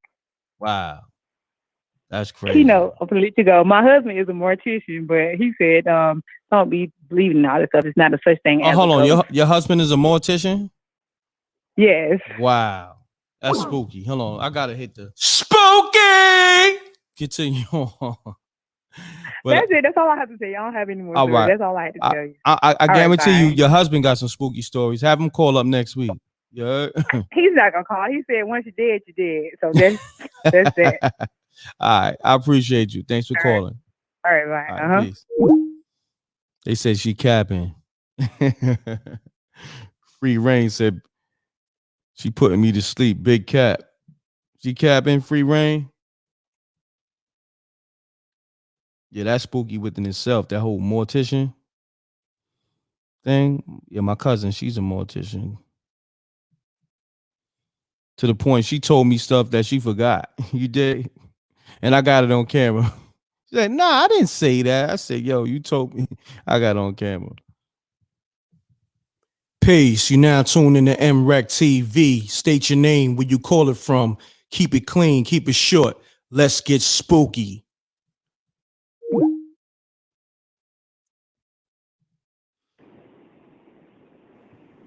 Peace. You now tune in to m.reck TV. State your name, where you call it from. Keep it clean. Keep it short. Let's get spooky. Yes, this is Denise from Chicago. Denise from Chicago. What's happening with you? You on the road? Yeah, I'm getting ready to pull off now. Okay. Can you hear me?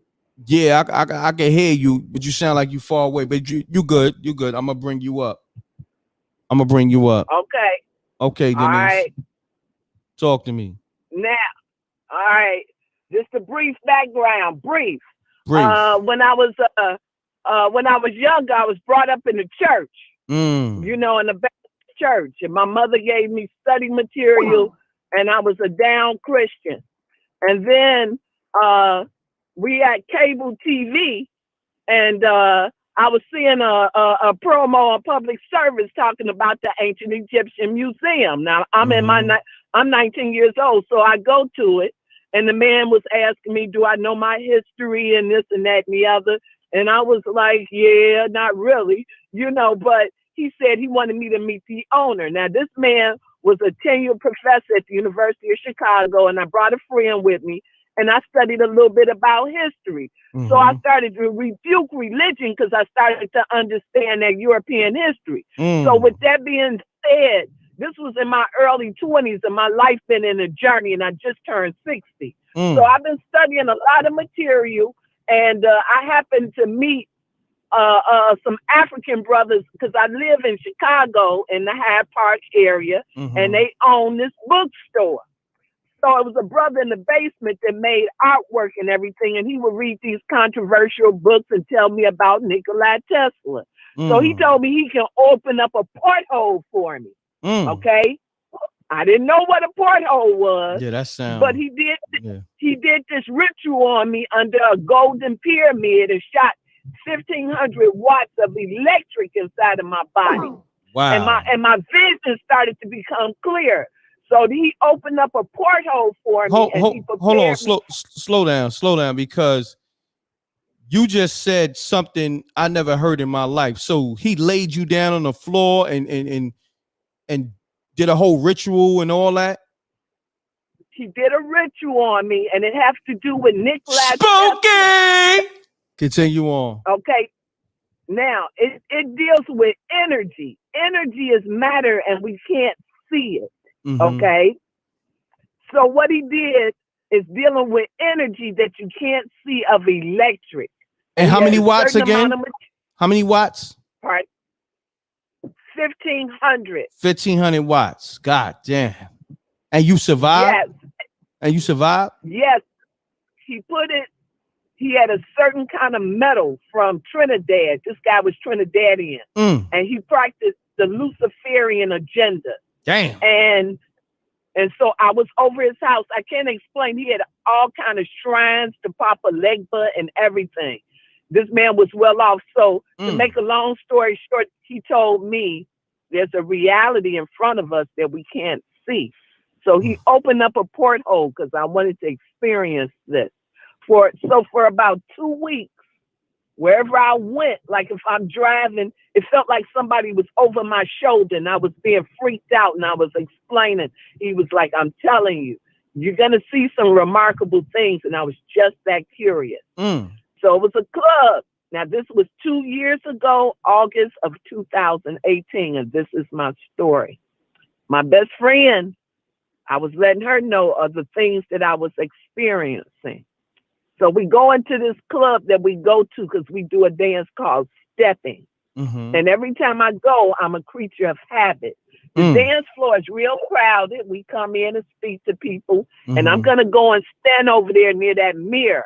And there's other people. It's packed people on top of each other. You got me? So we go in there, and she's about 2 feet in front of me. And I'm packed against this wall. And I had been smoking, and I'm just chilling in the corner. Now, a mirror is a porthole, okay, to another dimension. So I'm standing there. So someone came to the left of me, okay? It's real tight, and I'm acting real arrogant, and he go, hey. Now, I'm not looking at this person. I can just see their shoes, which were like some orange gym shoes, and a black pants. So he go, hey, how you doing? So I'm kind of giving him the brush off, not looking at him.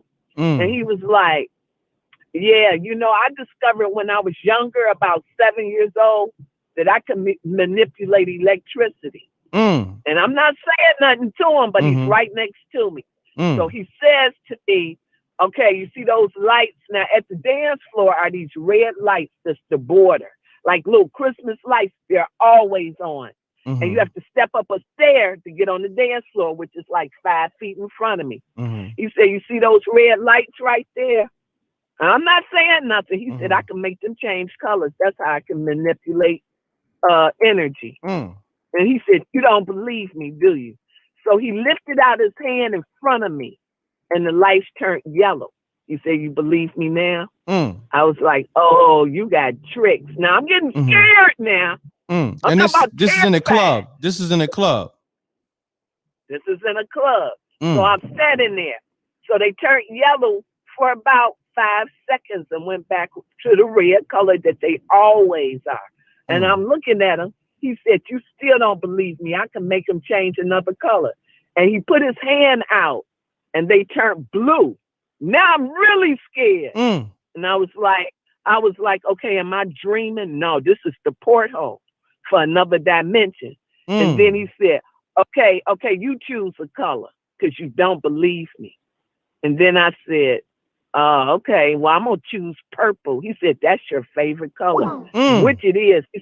He said, "You know, that's the color of spirituality also." Wow. I go, "It's for royal." He said, "It's of royalty. That's why people call you queen, because people call me queen." And I said, "Yeah, you can't do it, can you?" He said, "I can do it, but it's going to shut down all the power in here." I was like, "No, you can't really do it." He said, "Okay, I'm going to do it." When he did it, the whole place became hysterical. All the lights shut out. And what did people do? How the people reacted? People was like, "Ah!" Now my best friend is 2 people in front of me. I said, "Margaret," and I just reached out. She was like, "I'm here, baby. Girl, what's going on?" I said, "This man just did it through a porthole. He's moving over to the left. He's to the left of me." She was like, "What? We're in darkness." The DJ said, "Everybody relax. We got a generator. It's going to kick in a few seconds. Everybody just hold on.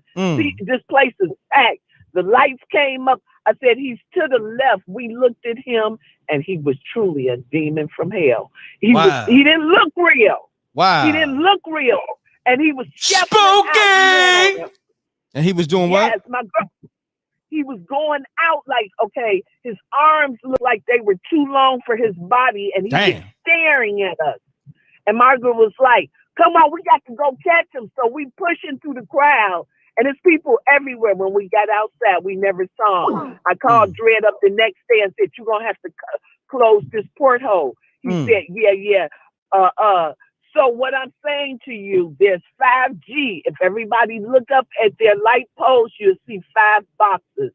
CERN from Australia opened, and I know the Earth noticed, opened up the smallest particle. So we got demons that will inhabit a person's body. They're actually living now. So that's what I want to share with you. Yeah, that was hella spooky. You. Thank you. What's your name again? Spooky! What's your name? My name is Denise from Chicago. Denise from Chicago. Yes. And I appreciate you calling. You said you just turned 60? Yes. All right. Yo, and that's a milestone too. You know, congrats on that. Congrats on that. So, and drop safe. And you about to go, where you going this time of night? Oh, I'm just coming from the club. I do this dance called Stepping. Oh, damn, you 60? Yeah. You still getting it in the club? Like, damn. So, what are you talking about? This dance originated in Chicago. It's a whole spiritual thing. You do balance and slide on the floor. Got you. So that's where R. Kelly took the whole dance from? Stepping in the name of love? Yes, he did. I mean, we've been in his videos. Oh, you was in R. Kelly? You was in R. Kelly videos? Kelly. Yes, I know R. Kelly. This dance originated in Chicago. We put powder on the floor, and it's about balance, and you gonna slide while you dance. So y'all all stepping in the name of love, huh? We haven't stopped. I hear that. It's a whole culture. It's a culture here in Chicago from the age of 20 to 100. They're doing it. And you 60 years old, still stepping in the name of love. Shouts to Denise. I just came from stepping. We doing it here in Chicago. We do it almost every night of the week. We haven't stopped with the COVID. We getting it in. You know what? You sound like you so energetic. Keep doing what you doing. If it's keeping you young and youthful, do your thing, girl. Shouts to Denise. I appreciate you. Thanks much. All right. Take care now. Peace. All right now. Good night. Shouts to Denise. Mute your audio. What is? Yo. Hello? Hello? What up, m.reck? What's going on, my It's G? Don. Don, what's in happening? Cali. Don, you I got called a up Papa before, Legba right? story for your ass. You called up before? Nah, I never called up. Okay, hold on 1 second. Pound that like button, Okay. y'all. Pound that like button. Y'all know the m.reck room etiquette. Pound that like button. Don, let's get it. All right. So I'm doing my research into African spirituality or whatever, and I learned about Papa Legba or whatever, and I start, I tell my girl about him or whatever, and I describe him to the T or whatever, and I'm telling her the whole ritual you gotta do to meet him and stuff, and she is in disbelief or whatever. She don't really believe me or whatever, so I describe him whatever. So we, it's like late at night or whatever, and it's like maybe 10 or 15 minutes before the liquor store is about to close. So she like, can you take me to the liquor store or whatever? So I take her to the liquor store, and as we walk in to the T, the dude I described is standing in the liquor store. In like, you feel me? As we getting our little products from the liquor store or whatever, we walk out, dude is standing behind our car. I'm like, there you go, right there. And you feel me? My girl, and I start laughing or whatever, and my girl looking all spooked or whatever, and like, you feel me? She like hit the block or whatever, turn the block and see if he's still gonna be standing there. So by this time the liquor store is closed, the owner is gone, the whole plaza is pitch black. The dude is still standing there when we bent the corner like basically like a half a block, and we came back around, and when we come back to the store, dude is still standing there. It's like pitch black. And then when we drive like across the street to go really see if he over there, he's gone. When we get like in the parking lot to where the liquor store is, he's gone. But as we was across the street, we saw him. I'm like, that's like, it's like real. It's like real, like it was like Papa Legba was like speaking to us or something. Like, and it just spooked me out. I had to hit that spooky one time. Spooky, my man. Crazy. All right, shit. This is good. Hey, I'm a long time listener. I rock with you in the earth. You feel me? Keep doing what y'all do. I love this spooky brother. hours though. I'm gonna tune in every night. No doubt. Salute, my brother. All right. All right. Peace.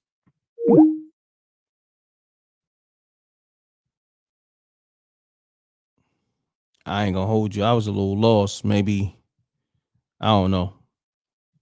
Let me know if y'all caught it. If y'all caught it, it's all good. But shouts to the homie. Peace. You now tuned in to m.reck TV. State your name, where you call it from. Keep it clean. Keep it short. Let's get spooky. Shouts to NC about that action with the super chat. Love the show. I'll be lurking in the bushes. One day, I'ma call with my spooky stories. No doubt. Call up. Don't be scared, girl. Don't be scared.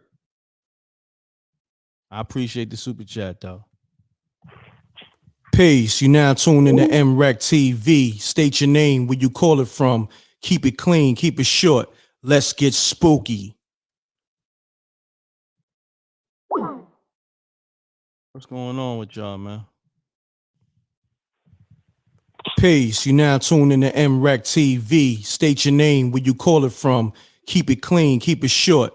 Let's get spooky. Okay, right. Salute, m.reck. It's Rez from Brooklyn. Salute. What's your name again? Peace. You now. My bad. Rez. Oh, it's Rez from Brooklyn. Reg. I called in I think last week. Okay. What's happening, Reg? Salute, my brother. Okay, salute. I got another one for you. Okay, let's get it, Reg. I don't know if it's that spooky, but I think it's pretty spooky. So I live in Brooklyn, whatever, and I had a friend that went on vacation to Hawaii or whatever. And I guess it's like different islands down there, whatever. And he white, so he went on like a cruise line. They taking them on different islands, and this is where our ancestors were. But they got like indigenous, Hawaii. You got like the real deal people on the tour guides telling them what to do. Take your pictures here, but don't go here, whatever. So he gets to some island, and the people is real paranoid. Like the people on the tour, the natives, are saying like, they're giving them like a strict warning. Everything's been fun and games up until this point, he told me. And they come to them and they're like, yo, on this island, we don't really play no games. Like, don't take no pictures. and whatever you do, don't take nothing off the island because the ancestors don't play that.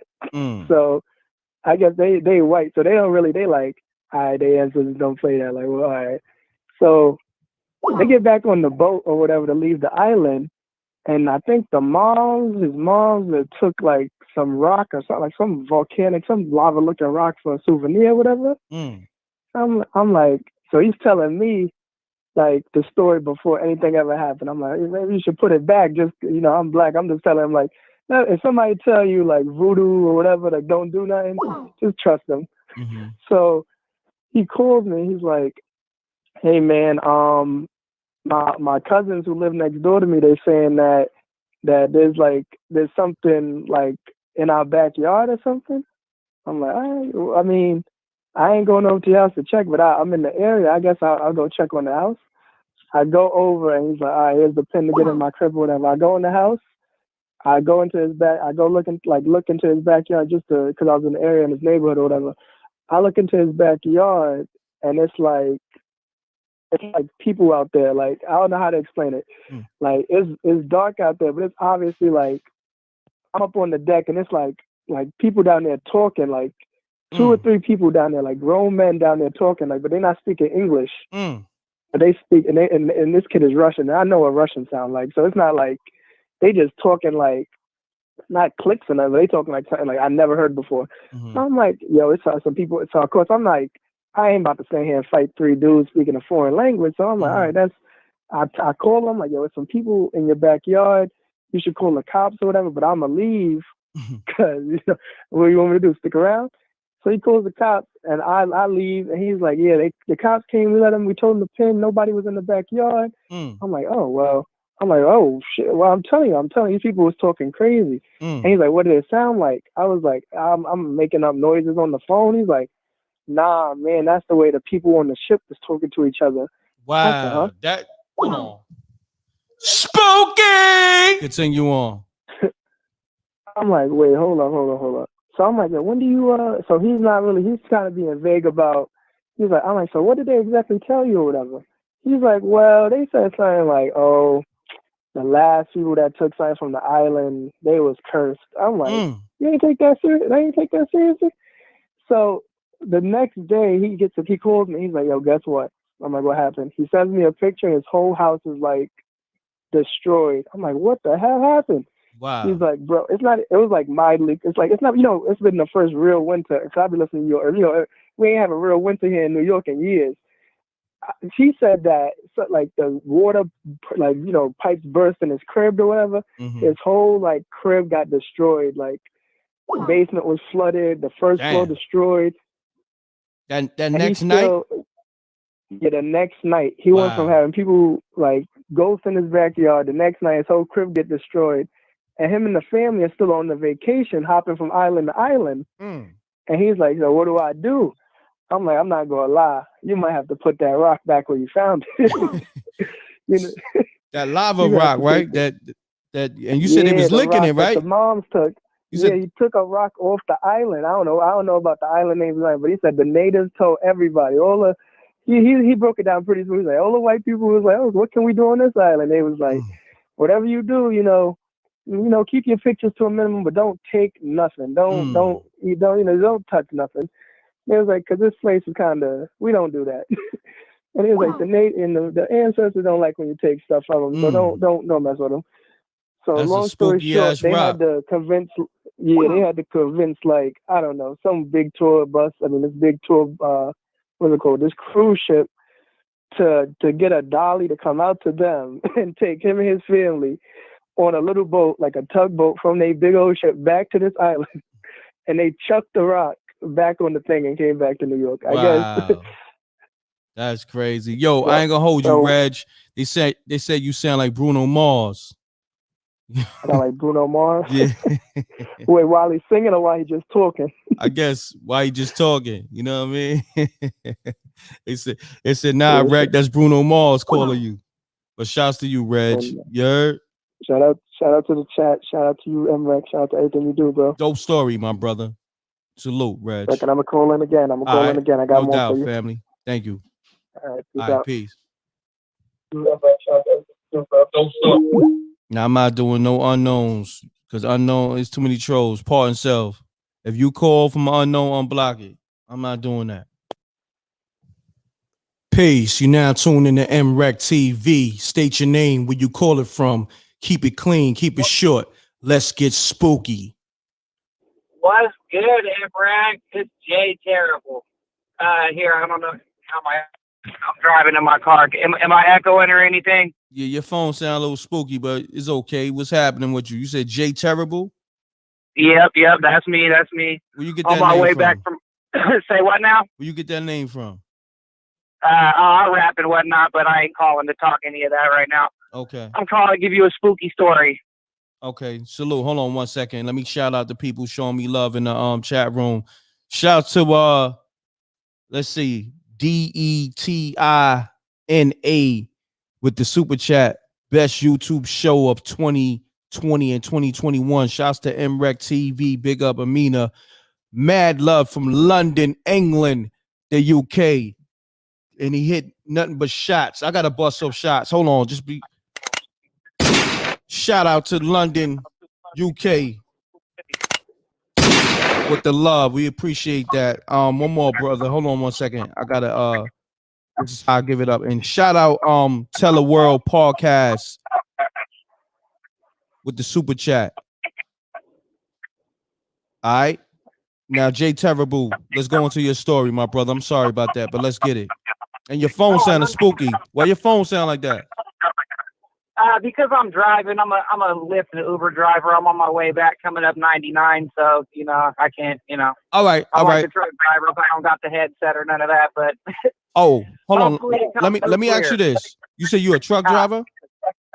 I'm an Uber driver. Uber driver. Okay, I'm about to say, if you was driving, shouts to my truckers that be listening to the show. Gad, continue with your story, Jay Terrible. Let's get it.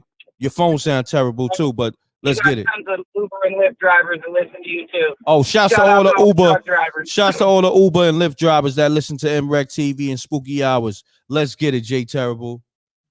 All right, so one night I come home, right? And I got a couple of stories about possession with a significant other, but I don't have permission to tell those yet. But I got permission to tell this one. Okay. So I come home one night, and my girl's a little twisted and drunk.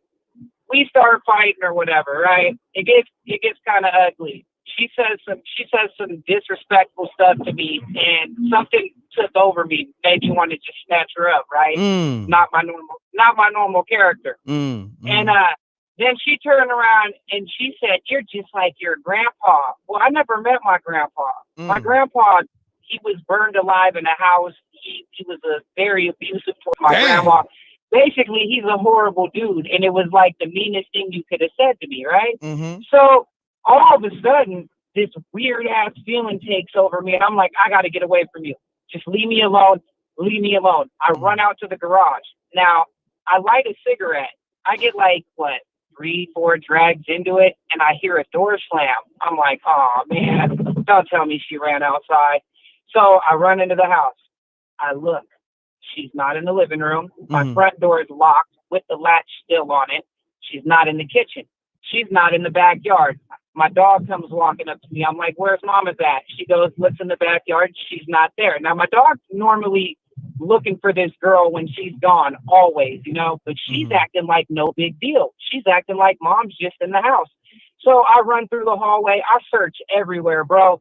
Now, let me tell you, there's no way to escape my house from like the side. There's no side yard. You know what I mean? The houses are right up beside each other. So I have literally checked every place along from the garage to the hallway, spare bedroom, laundry room, then get back to our bedroom. I check everywhere, under the bed, closet. Then I go back out to the living room, right? I'm like, all right, maybe I missed. Maybe she's hiding under the futon. I look under the futon. Then I run back to my bedroom. I'm frantic. I'm looking all over for her, right? I go living room, back to the room, back to the living room, back to my bedroom, all within like 30, 40 seconds. All of a sudden, I hear a thump, and then she's coughing. mind you, I was just in the living room like 10 seconds prior, dude. And she's coughing and she's laid out flat on her stomach, like, you know, like somebody, like if you were to just be picked up and dropped on your chest. She's laid out in the living room coughing, talking about where's all this dust coming from. I'm like, dust? Wait, no, baby, where were you? Like, what do you mean dust? And then she, all of a sudden, the sheer look of terror took over her face. And she latched onto me like a magnet. She started screaming, "It's real! It's real, baby! They're all real! Fairies, vampires, all of them, and they're demons. They're all fallen angels, baby! They're all fallen angels! Oh my God!" Wow. And then she just latched onto me, and I never seen this girl so scared in my life. And bro, it was one of the spookiest nights of my life. Yeah, that's spooky as hell. That's Jay Terrible. That's spooky as hell. Spooky. So Jay Terrible. Yeah, she said she was shown a house on fire. She was shown pretty much every creature that bumped in the night, and she was told they were all demons. Those, you name it. Wow, that's crazy, man. I appreciate you calling in, man. Where you from? Oh, I'm from Sacramento, California. Sacramento. Shouts to the whole Sacramento, California, man. How long you been tuned in with mrecktv? You been a subscriber for a minute? Been rocking with you for about 2 years now. Oh wow. Thank you, my brother. Salute. Appreciate you. Oh yeah, for sure. I love what you and Amina are doing. I pop up in the chats every now and again. My homeboy EMA turned me on to you guys and been rocking ever since. Shouts to you and your homie. It helped me feel that I wasn't crazy with all the stuff I was researching, because I was a white boy living in the hood, and I'm like, I know I'm not tripping. This Trump dude ain't what they're saying, and this ain't right. Like this Q stuff seems real. And I had a crazy ass contact with a DOD guy and an attorney general. I could call in on another night for that to confirm the whole Q thing. But yeah, I'll let other fools call in. Shout out to the spooky hours. No doubt, my brother. Shouts to Jay Terrible, man. Appreciate you. Yeah, much love. Later. All right, peace. Yeah, man, that was a good story. You know what I mean? Shouts to Jay Terrible. Shouts to all the Uber and Lyft drivers, all the truckers. I got to lick off shots for all my people driving, listen to mrecktv late night, spooky hours. You know what I mean? I'm busting off shots for all my truckers, Uber, Lyft drivers, and everybody tuned into mrecktv spooky hours. Let's get it. Hold on. Peace. You now tuned into mrecktv. State your name, where you call it from. Keep it clean, keep it short. Let's get spooky. Salute, fam. You already know, man. Yusuf from the DMV, man. What's happening, Yusuf? Shouts to the whole DMV. I ain't making no noise, fam. Shout out to the whole wreck mob, the earth. You already know, man. You already know. Dig this, right? I saw something in the chat, man, and you want to talk about spooky, and I was going to address it, but no different than I saw it in the chat. The young lady from Chicago called. Now, I've been in the DMV for almost 30 years, but I was born and raised 8 hours away from her in St. Louis, Missouri, man. And it is something about the unseen world in that area, man. Like I said, I don't call your junk to self-promote, and I can't wait to get it done so I can send you a copy of the book. But that's what that whole book is about, man. How, like, the women in my family, man, and what I was going to address in the chat is somebody asked the question about, could this be real or introduced to your bloodline? You know what I'm saying? Without your knowledge, man. That's real stuff. I ain't gonna curse.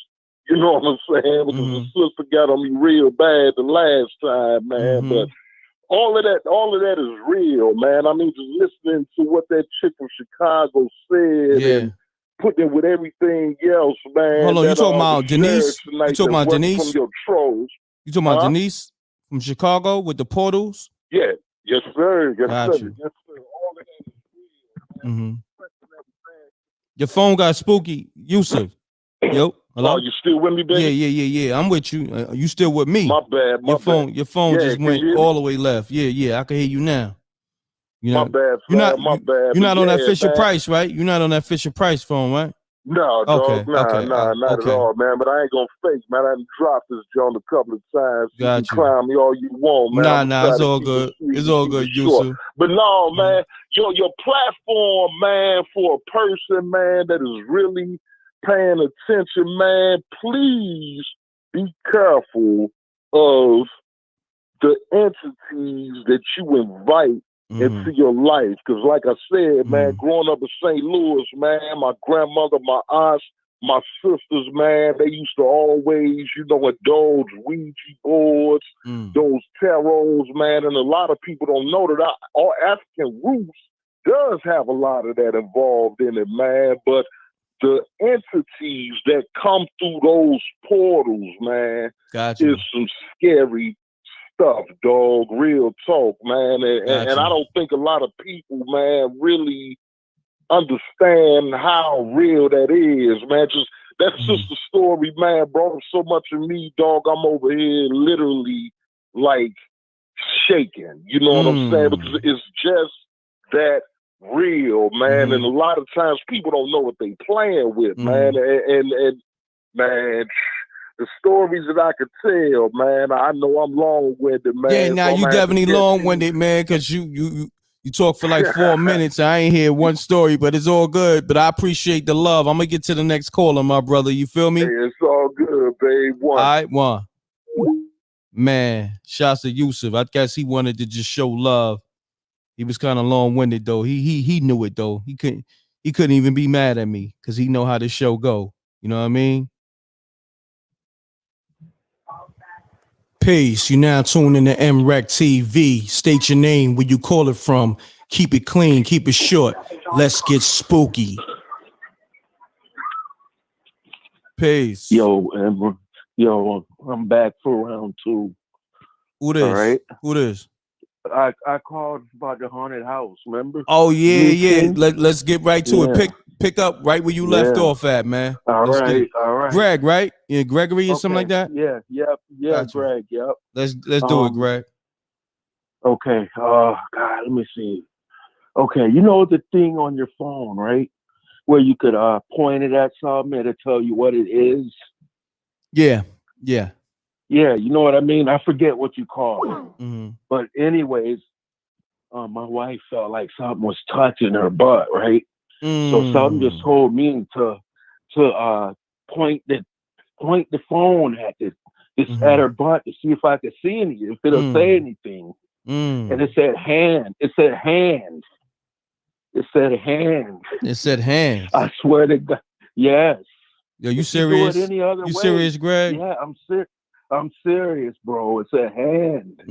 So something was grabbing my wife's ass in there, bro. Wow, yep. you trolling, and man. Also, come on, man. You trolling. I'm not trolling, bro. Okay. I swear. Let me listen to the next story, man. Okay, all right. What's the thing where you smoke the weed? Because Pennsylvania, they just legalized marijuana, and they give you this thing where you can smoke and it turn red when you smoke it.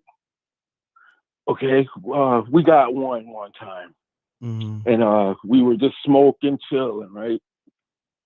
And something was smoking, and it was turning red by itself. And then you got to puff on that to make it turn red. I'm not lying. I don't know, Greg. Your stories. The people in the chat room, they chewing you up, man. They throwing you under the bus, man. They say you capping. Oh yeah. Yeah, you gotta call. No, I swear I'm not capping. I swear. You gotta call another day, Greg. Nah, you putting the people to sleep. They got the Z's emojis up. All right, just call back another day, my brother. Peace. Peace. You now tune in to m.reck TV. State your name, where you call it from. Keep it clean, keep it short. Let's get spooky. What's up, Breck? This the truck driver out of Vegas, man. We getting through tonight, I see. What's happening? Salute. Shouts to all my truckers out in Vegas and just all over the world that's tuned in with m.reck TV. What's your name again, fam? This Jose out of Vegas. Oh, Jose, you got through again. Salute. Yeah, I'm getting through tonight. Yo, Jose, I didn't know you was a trucker.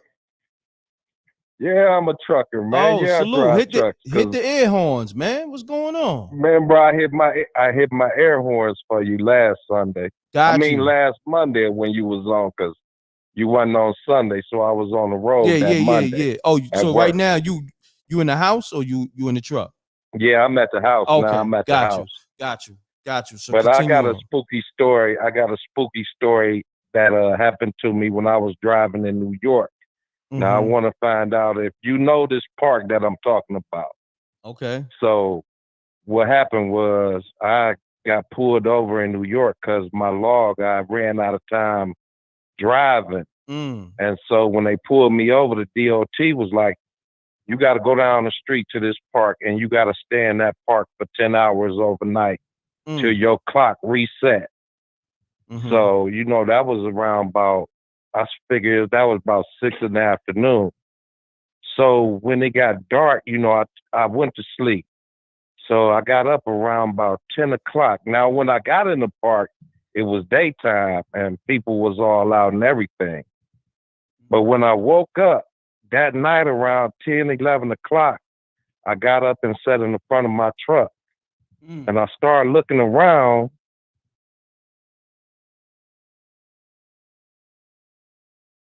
Biker shorts, tight little shorts. Yo, I lost you. I don't know what happened to your phone. I lost you for like 20 seconds. Oh, okay. Yeah. I said when I woke up, I started seeing guys in biker shorts and tight little shorts. This park turned into... Hold on. That's spooky. That's all the way. You said guys in biker shorts and... Yes, and tights. And little cut-off shorts, little tight shorts. That's all the way spooky, you know what I'm Jose. talking about. Yeah, that's fun boy status. That's what park you talking about? I don't know what park it is. It was a park in New York. At night, I guess them guys come out. She come out to that park at night. All the way spooky. Like, all the way spooky, bro. I was like, damn, waiting for this clock. I'm getting up out of here. Yeah. I don't know. Man, I don't know if I don't even know if I want you to finish the story, because that right there, I'm good on any guy in biker shorts. Like that's, I don't do the fun boy. That's the fun boy part. Like I'd have burnt the whole park down. Don't know where this park at, right? Yeah. Nah, I don't know where that park at. Trust me, I don't know. You did. All right, Rick. Peace salute for the truck drivers. No man. doubt. Much Peace love, salute, bro. man. That's the Transformer park. I'm good on that park. That whole park, I'm good on. I don't even care where to know. I don't even want to know where it's at. You feel me? You don't hang out there after 12? Never. I won't hang out there at 1 p.m. I'm good. You feel me? I'm good. But my man, I appreciate you, Jose. Salute, my brother. All right, salute. Jose wanted to get a good laugh in because he know how I feel about the fun boys. Like I'm good. You know what I'm saying? Shouts to yeah, that was some weird shit, Jose. You know, salute. I'm good. I'm gonna take a few more callers, man, because I did 5 hours last weekend. I ain't gonna do that tonight. I'm tired too. Hello? Yeah, peace. What's happening with you, fam? Pardon, sir. Hold on one second. Let me turn this off. Hold on one second. Live m.reck? Yes, you live on m.reck. Okay, what's going on, man? You ready for me to go? Yeah, hold on one second. Yeah, I'm ready for you to go. Let's get it, fam. All right, what's up? My name is Steve, man. Steve, what's happening with you? Hey, nothing, brother. Good. I'm hanging in there. Enjoying the show, by the way. You know what I mean? Thank you, my brother. No doubt. Congratulations on all your success. You heard? Thank you, my brother. I appreciate you, man. Talk to me. No doubt. But yeah, so I got a couple stories. Hold on. What's your name again? Steve. Yeah, I called you about 8 months ago. You had another show going on. Got you. You sound far away, my brother. Your phone. Okay, hold on. I know what it is. Yeah. You have me better now? Yeah, your phone sound a little spooky, Steve. I'm trying to get you right here, man. So go to the window, hold one arm up, hold one leg up as well. We're gonna get you right. We're gonna get your antennas. You might be on that Fisher Price, so I gotta get you right. You know what I'm saying? Can you hear me a little bit better? There you go. Okay. All right. So like I was saying, spooky night, and I got a few spooky stories, man, because I'm a dude. I've been seeing spooky stuff all my life. And so this one happened, whatever was Hurricane Sandy. Whatever year that was. It was like 2012, 2011, somewhere around there. So I was living in Far Rockaway on Beach 40th Street, and the storm had came, and literally it came up, the water came up to the second floor. So I'm talking about ambulances, buses, cars, all floating down the street or what have you. So it took a good week or two for them to get some generators. Matter of fact, it's about 4 or 5 days for the generators to come in after the water receded. They plugged the buildings up to the generator. So we get light, we get the elevator running again. So now, a few days after that, they put on the internet. I'm able to go into YouTube, and I'm looking at videos. And my wife and my mother-in-law at the time, they all got on these party buses. I came to pick them up to take them to these little, makeshift camps so they can avoid the storm or what have you. I chose to stay. So I'm in the house by myself at night. It's probably about time like now, 12:30 going on 1. And I'm watching in my bedroom on YouTube a Dr. York video. So Dr. York is talking about, the space creatures out in space or what have you, and how they're going to come back, and there's other civilizations, the whole 9 yards. So to the right of me is my bedroom door. And all of a sudden, as I'm watching this video, I can feel this presence coming down the hallway.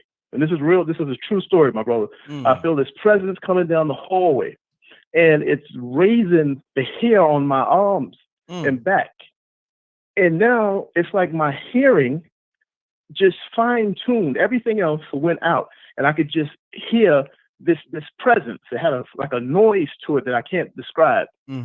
So as it's coming closer and closer, I guess if you would have saw me, my skin would have been pale. And this thing came around the corner, my brother, and I BS you not. It was in the form of white, cloudy smoke. Like, you know how somebody take a cigarette and inhale it and blow it out? That's the shape of what came in the room. And when it came in, and when I actually saw it, I went hysterical. Like, I lost my mind, brother. But we're talking about demonic possession, and I want people to know that stuff is real. Now, look at what happened after this. After I saw that thing, I turned around and I looked in the mirror, because me and my wife have a mirror hanging up over the bed. So I look in this mirror, brother, and I tell you, I looked at like a corpse. My hair was dirty. It had like dirt in it and little white patches of, I don't know what you call that, lint or something. Your hair was dirty. This was the possession. This is how this thing was messing with my mind. I didn't look like that, but when I looked in the mirror, I jumped out of my seat and I tried to get away from it. But when I look in the mirror, I see an image of me, and my face is blackened, but it looked like I had been dead for a few days. You see, like I was a corpse.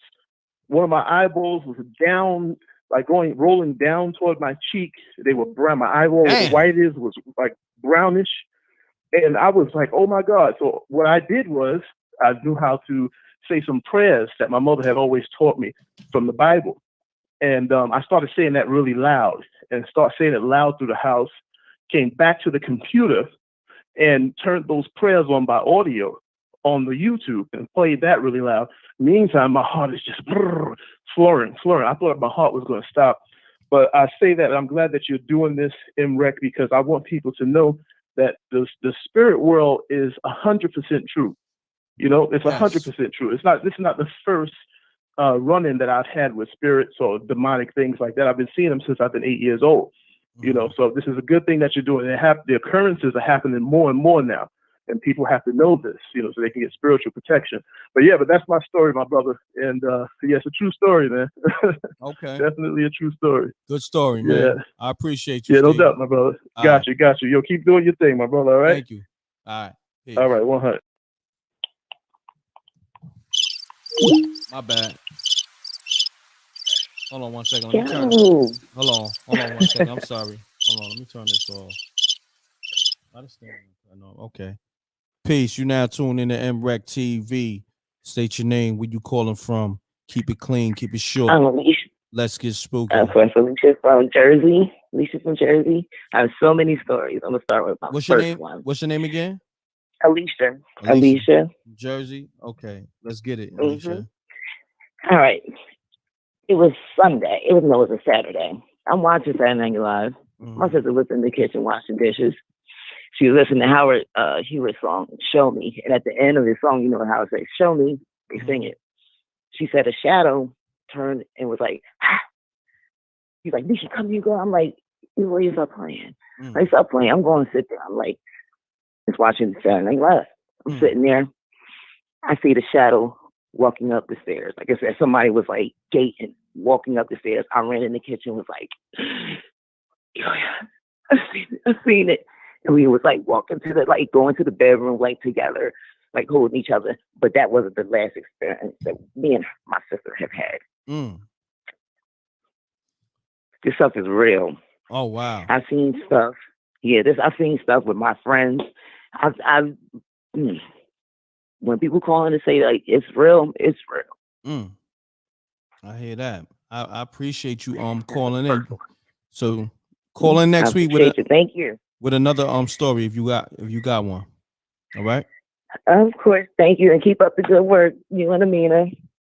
We will. Thank you. Appreciate you. All right. Peace. Good night. Peace. I'm gonna take one more caller. Somebody just hit me in the chat room, asked for the number. Call up if I miss your call because there's so many people calling. I'm gonna take one more caller. Pound that like button, but if the story is good, I might just stay on. I need a good story. We gonna see. I'm gonna take one more caller. Mute your audio. The number. Call up if I miss your call. Mute your audio. All right. We good. Peace. You now tune in to m.reck TV. State your name, where you call it from. Keep it clean. Keep it short. Let's get spooky. Well, you hung up. Peace.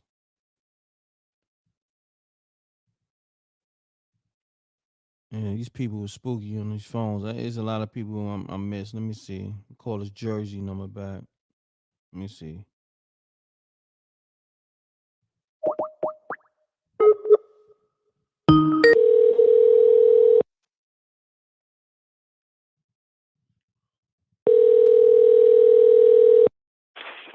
Hello?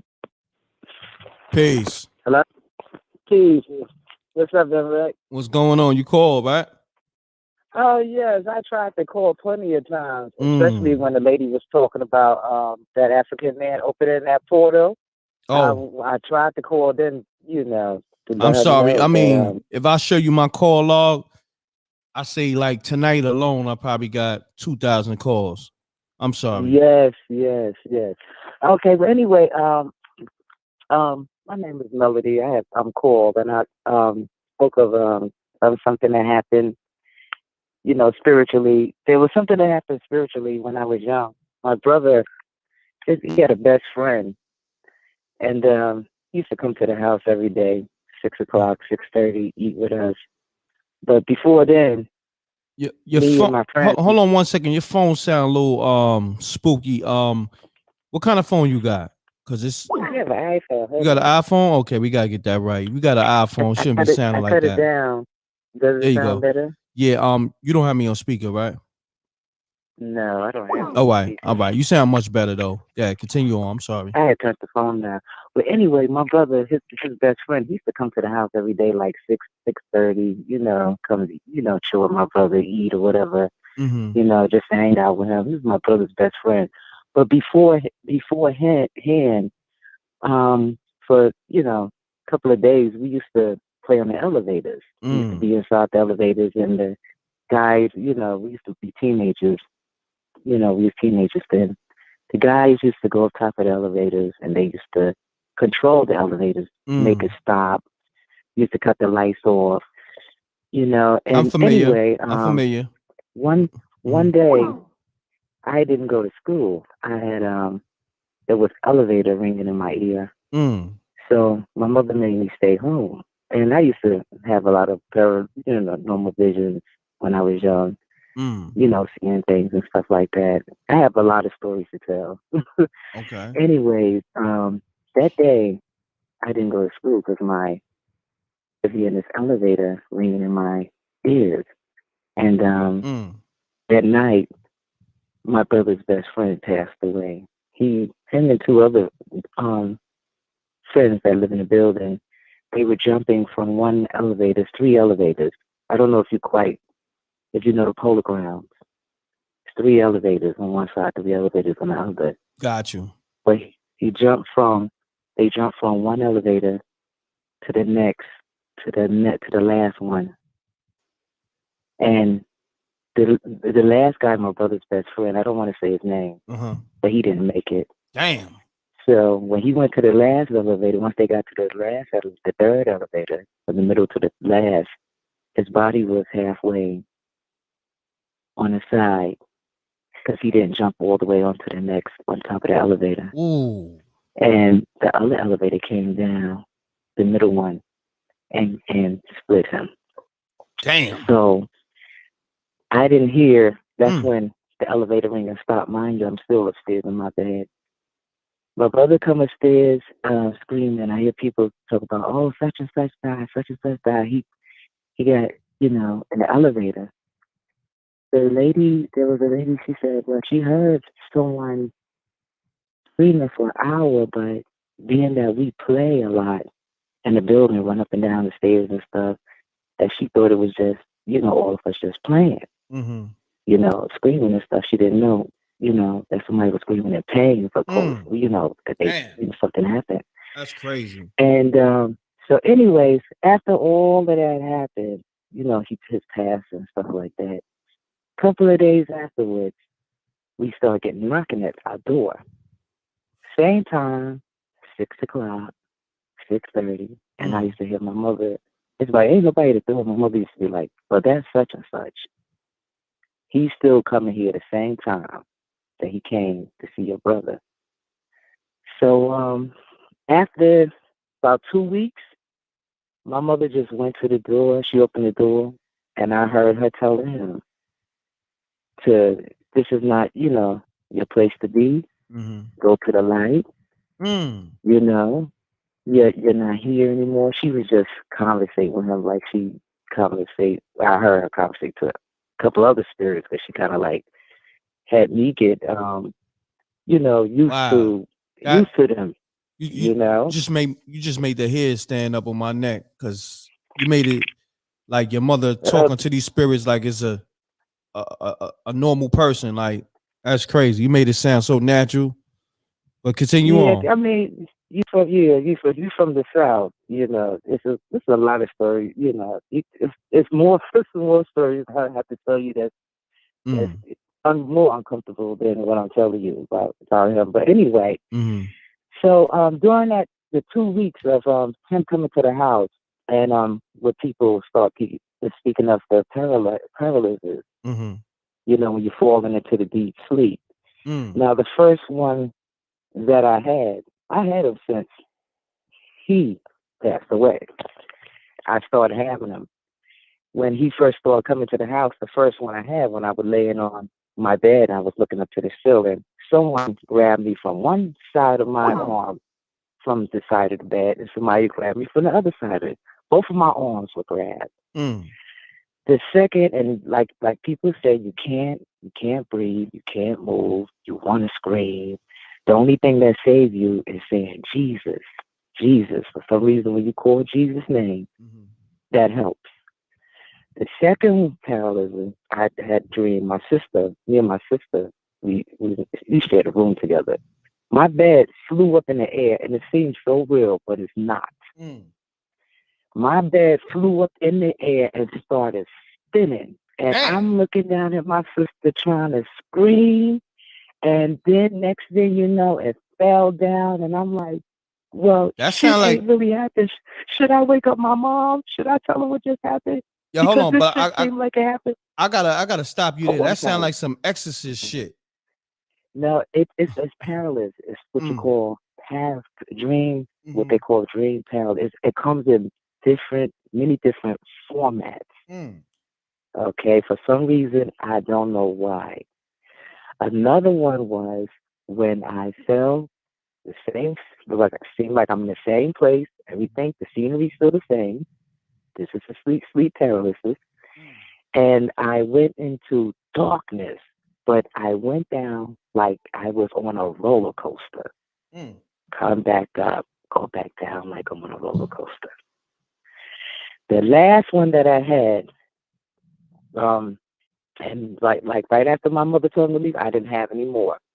Last one I had was when it seemed like I had passed, and seemed like I was drifting amongst people. There was people on each side of me, but they had on black robes with their head down. And then I saw a light. And that was it. I woke up. Wow. But after my mother spoke to him and told him to stop coming to the house and to go to the light, and that was it. I didn't have any more, sleep paralysis or anything. And I think sleep paralysis probably comes from people who have passed away around here. I've heard that people who try to take over your body because they passed. A lot of people, they don't want to, feel that they don't want to. It's like I didn't want to pass away. Gotcha. So I'm trying to take up this person's body. Gotcha. Yes. But anyways, I have another story to tell you, but this is more and more scarier when I move to the park. I gotta take another caller because they've been trying to get in, but I appreciate you tapping in. Okay, so I'm gonna call you probably next week with other stories, much scarier. All right, no problem. Okay. Thank you. All right, peace. All right, peace. She has some good stories though, but I gotta let the next person rock. Peace. You now tune in to m.reck.tv. State your name, where you call it from. Keep it clean, keep it short. Let's get spooky. M.reck, what's up, man? It's Polo Capriati, Memphis, Tennessee, man. You doing good? Shout out to you, Animator, man. I learned about her through you, bro. No doubt, my brother. Salutes. Shouts to the earth and all that. Talk to me. Man, for sure. Man, I got a quick story for you, man. It's happened, man, some years back, bro. I was in a search for Christ. I was looking for a church home at the time when I was looking for all that type of stuff, right? And so this dude that worked with me claimed he was a preacher. So I was like, I asked him for some oil. You say he claimed he was a preacher? Yeah, I'm just gonna say it like that because I was young and naive, bro. You know what I'm saying? So he claimed he was a preacher. So I was like, I asked him for some oil to bless my house. You know what I'm saying? What kind of oil you was looking for? I don't know. You know how that you go to church. I don't go to church no more, bro. You know what I'm saying? Ever since a lot of this, I don't mess with church at all. But when you were at church, they had a little oil they put on your head or whatever when they bless you or whatever. Hold on, you talking about the holy water? Yeah, the holy water. Yeah. You said oil. I'm like, well, that's what they call it. It's like oil, bro. You know what I'm saying? But anyway. Okay, let's get it. So, he gave me the oil, right? So I go around my house, putting this stuff around the doors and stuff like that, which you're supposed to do when you bless your house and stuff, right? So, man, like maybe some weeks go by. I'm laying on my couch. It's daytime. It's about 2:00. It's sunny. I stay on the second floor of an apartment. Okay. I'm laying on my couch, like, how people lay on the hammock, like I have my hands behind my head, like locked behind my head. And I'm looking at my TV on the couch. I'm staring to the left.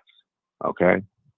So I hear a noise. It sounds like a jackhammer. You know what I'm saying? Like somebody like working on something outside. It's like, like it's like how a jackhammer sound like that. Got you. So I'm hearing it, but it's like it's making this crescendo. It's like very low, but it's starting to get louder and louder. So as it starts to get louder, I start looking out the window. Now remember, I'm on the second floor. Okay, and it's getting so loud, m.reck, bro, that man, my ears are starting to hurt. It's like hurting, like bad, like both my ears is stinging, and it's like all of a sudden, it's like I say, remember, I've been hearing this noise like in the background, but it's getting louder and louder, and it's like, I mean, it's getting so loud that where now it's hurting, and now I start to look out the window, and man, it's this black, it's like some spirit of some sort, bro. It got like a hood on his head. It looked like a skeleton. It's like a skeleton Grim Reaper looking thing, but it had purple eyes, bro. Now I'm gonna tell you this. Look, this story. I'm glad you got this little spooky stuff going on, because I just told my mom the story about 2 years ago, and I had kept this story for like 10. I was so scared to tell anybody about this shit, bro. I'm sorry, anybody about this stuff. So look here, the thing is so loud. And it comes and it grabs me like just say you was gonna grab somebody by the chest with both of your hands. It's like it grabbed my shirt. You know what I'm saying? And it's pulling me. It's like we face to face. It's like this thing is got his nose on my nose. It's looking in my eyes, but it's like it's electrocuting me. You know, with that sound like that. I mean, it's hurting me so bad, bro. And like how everybody's saying they start calling Jesus. The more I couldn't say it. I couldn't say Jesus, but I'm just in my mind. You know what I'm saying? I'm just like, Jesus, Jesus, Jesus. Like the more I say it, the harder this force is attacking me, bro. I'm talking about it's hurting me, man. I'm talking about this shit. It's like I'm getting electrocuted. And it's like I'm saying, Jesus, Jesus, Jesus, Jesus. And it was like that thing just took off right back out the window, like, pew. And so what happened was my uncle, I got an uncle that's a preacher. And I mentioned it to him. And he was like, man, look, you never get that type of, we call it holy water or oil or whatever you want to call it, from anybody that you don't know, because you don't know what kind of spirits they dealing with. You know what I'm saying? So here it is. So now, fast forward, that dude that got that oil was spooky. Like, that oil was hella spooky. Spooky. Yeah, I gotta hit the spooky for that. You Straight have spooky as oil. You know what I'm saying? Spooky! So tell him about it, m.reck. Yo, so look, man. So the dude that worked with me where I got the stuff from, like he just disappeared from the job. I never seen dude again. But like 10 or 15 years later, I seen dude in the mall, bro. And he had one arm. He had like when he gave me the order, this was gonna be crazy. Dude only had one arm. So it was something up with dudes. He had one arm. You know what I'm saying? That man had one arm, bro. Like listen, no disrespect. I'm not taking no oil from nobody with one arm. Like, you know what I'm saying? no disrespect. Yeah. Hey, look. Shouts to the handicapped people, man, but I'm just, you know what I mean? I'm telling you, look, bro. Look, man, I was young. I was like, man, 19, 20. This was like in the early 2000s, bro. You know what I'm saying? I was very young and naive, and you know what I'm saying? That's what happened. But man, that was so scary. I guess I was so scared to tell anybody because I didn't think nobody would believe me. You know what I'm saying? But that was real, bro. And I'm gonna let you do your thing, man. I just want to get that story off, man. Let y'all, you know what I'm saying? Let your people rock, bro. Got you. Nah, I appreciate you, homie. All right, man. Salute to you, m.reck. I appreciate you, man. And Amita, man, she's so cool, man. I met her on IG. Shouts to the herb. That's the queen, bro. No doubt. For sure, man. I appreciate you and everything y'all doing, bro. All right, you too, fam. Salute. Peace out. Man, you got niggas with one arm selling spooky oils. Not even selling it. You can't even give me no oil. I'm sorry. Like, no disrespect. Like, you know, I support the cause. I just be like, yo, here, take this donation. You can keep that oil. I'm like, here, take this $5, fam. You know what I mean? Just enjoy your life. You know what I mean? Peace and blessings. You feel me? I be like, you rub that oil on your other arm, man. Like, just, you know, be good. I'm good. I'm good on that oil, fam. Like that snake oil. I'm good on that. And shout to anybody that's handicapped. I'm not making fun, but I'm just saying, like, you know, it just. But I'm gonna tell you, I'm gonna be real with you. Let's be real, right? This is a sidebar from the show, right? It's a lot of people out there that's handicapped, that's finessing. Let's be real. And I'm not, you know, clowning they handicap. See, I'm clowning the fact that they finessing people. You dig what I'm saying? Like, you know, mind you, we all know they getting that, you know, that social security check, once a month due to the handicap or whatever, right? But there's a lot of people out there that's just finessing that whole handicap situation. Like I seen, yeah, I could go on and on because I don't want, because it's people on the internet, right? They take everything out of context instead of being real because they see it too. You know what I'm saying? You see people on the train, you see people out in the street, and they doing the most. You like, yo, listen, homie, you need to be in the crib collecting your check. Why you out here trying to finesse more money from the people? You know what I'm saying? It's like, we already know you straight. You know what I'm saying? But it is what it is. On that note, let me take another caller, man. Mute your audio. Peace. You now tune in to m.reck TV. State your name, where you call it from. Keep it clean, keep it short. Let's get spooky. Hey, Reck, it's DJ. DJ, what's happening? What's happening? What's good? Okay, I got a spooky story. I'm going to make it quick. I got scratched by a ghost when I was 16, right? You got scratched by a ghost when you were 16? Facts. Wow. So Let's get it. I was laying in the bed. Uh-huh. I was living in Texas at the time. Hold on 1 second. I need you to take me on speaker or talk directly into the phone. You sound a little low. Can you hear me? There you go. All right. So I'm 16. Mm-hmm. I'm living in Texas with my mom. My bedroom is always the coldest room. But I figure it's Texas, so I'll just stay in that room and keep it cool. One morning, I'm getting ready to go to school. I got my clothes out on the bed. My mom's in the kitchen making breakfast. The bed is in the middle of the bedroom, and I got one of them large dressers with the huge mirror. Mm-hmm. It's facing the closet. Mm. I look up. There's this white woman in the closet. She just looking at me, looking at the clothes. She white, though. She pale white. Her eyes are dark. I turn around, I look in the closet. I don't see her. I look back into the mirror. She looking in the mirror, looking at me. Wow. So I scream. I'm like, Ma! I don't go back in that room for like a couple of weeks. Did your moms believe you? I think so, but it was like weird because she really didn't say much. She was like, I just don't sleep in the room if you don't feel comfortable. So I'm like, okay, a couple of weeks. I'm a big girl. I'm a teenager. I'm going to go back in the room. I ain't scared. I'm going to go back in there. I lay down on the bed. It's dark. I can hear my mom snoring in her bedroom. I lie, tell you not. I see my bedroom door open. It closes. It's like somebody walks in. The floor is all wooden. I hear these steps. I pull the sheet over my head. I clench my butt cheeks so tight. I feel like somebody, when someone sits on the bed, you feel pressure. It was that. Like somebody sat on the bed, pressure. I was like, oh, no. And they were just pulling at the sheet, pulling. This is happening. I don't know how long this is going on for, but they pulling at the sheets. I'm laying there. I'm so scared. I tell you, I don't sleep. I'm laying there. I'm not moving. I'm waiting for daylight because I'm scared to pull the sheets from over my head.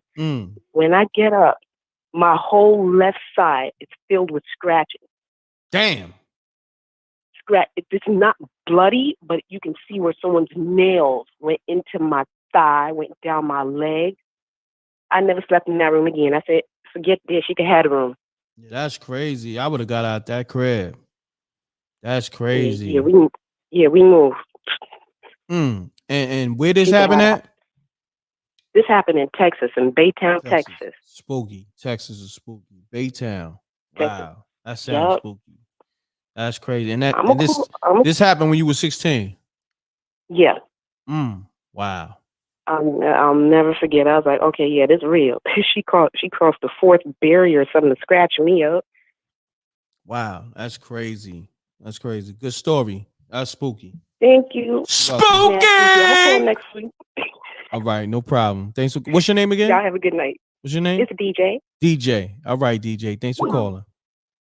Later. All right, peace.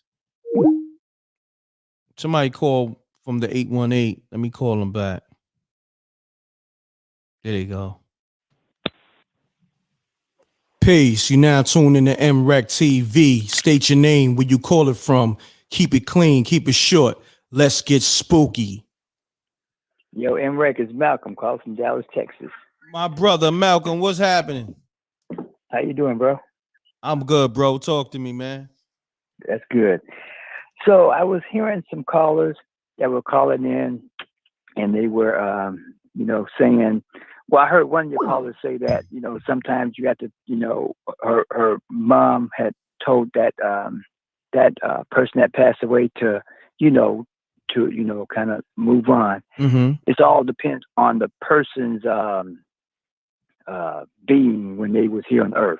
Gotcha. Some spirits you have to be aggressive with them because if their life was aggressive towards others, you have to tell them that way. If they were cheerful, you have to, tell them certain things in a way that they understand. The other day, matter of fact, it was the day before yesterday, I had a friend at work. He said, about 2 weeks ago, his father passed away. And I asked him, I said, well, why are you at work? He said, well, I have to pay the bills because now he hadn't passed away. Now it's just me. I said, oh, I understand. Sorry about that.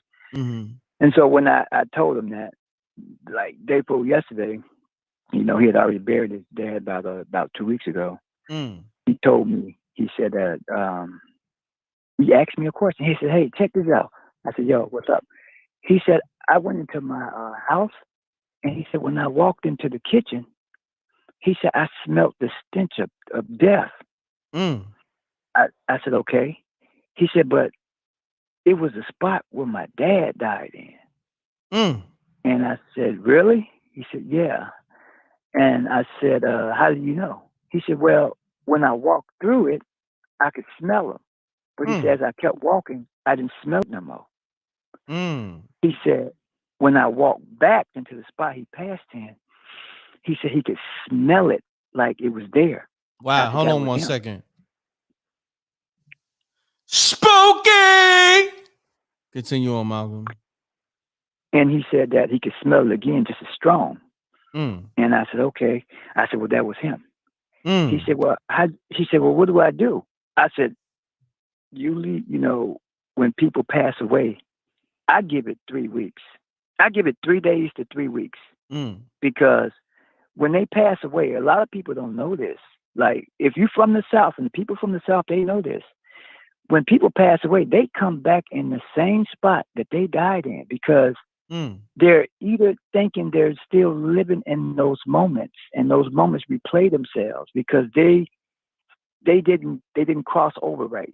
They're trapped. They still think they're within the living. A lot of people that pass away, they still think they are in the living. And some people who pass away, sometimes family members meet you right away and you get brought right where you cross over right where you need to go. Some people, it just don't. It all depends on, your life while you was here on earth. Some people want to hold on to what we do every day, and that's breathe.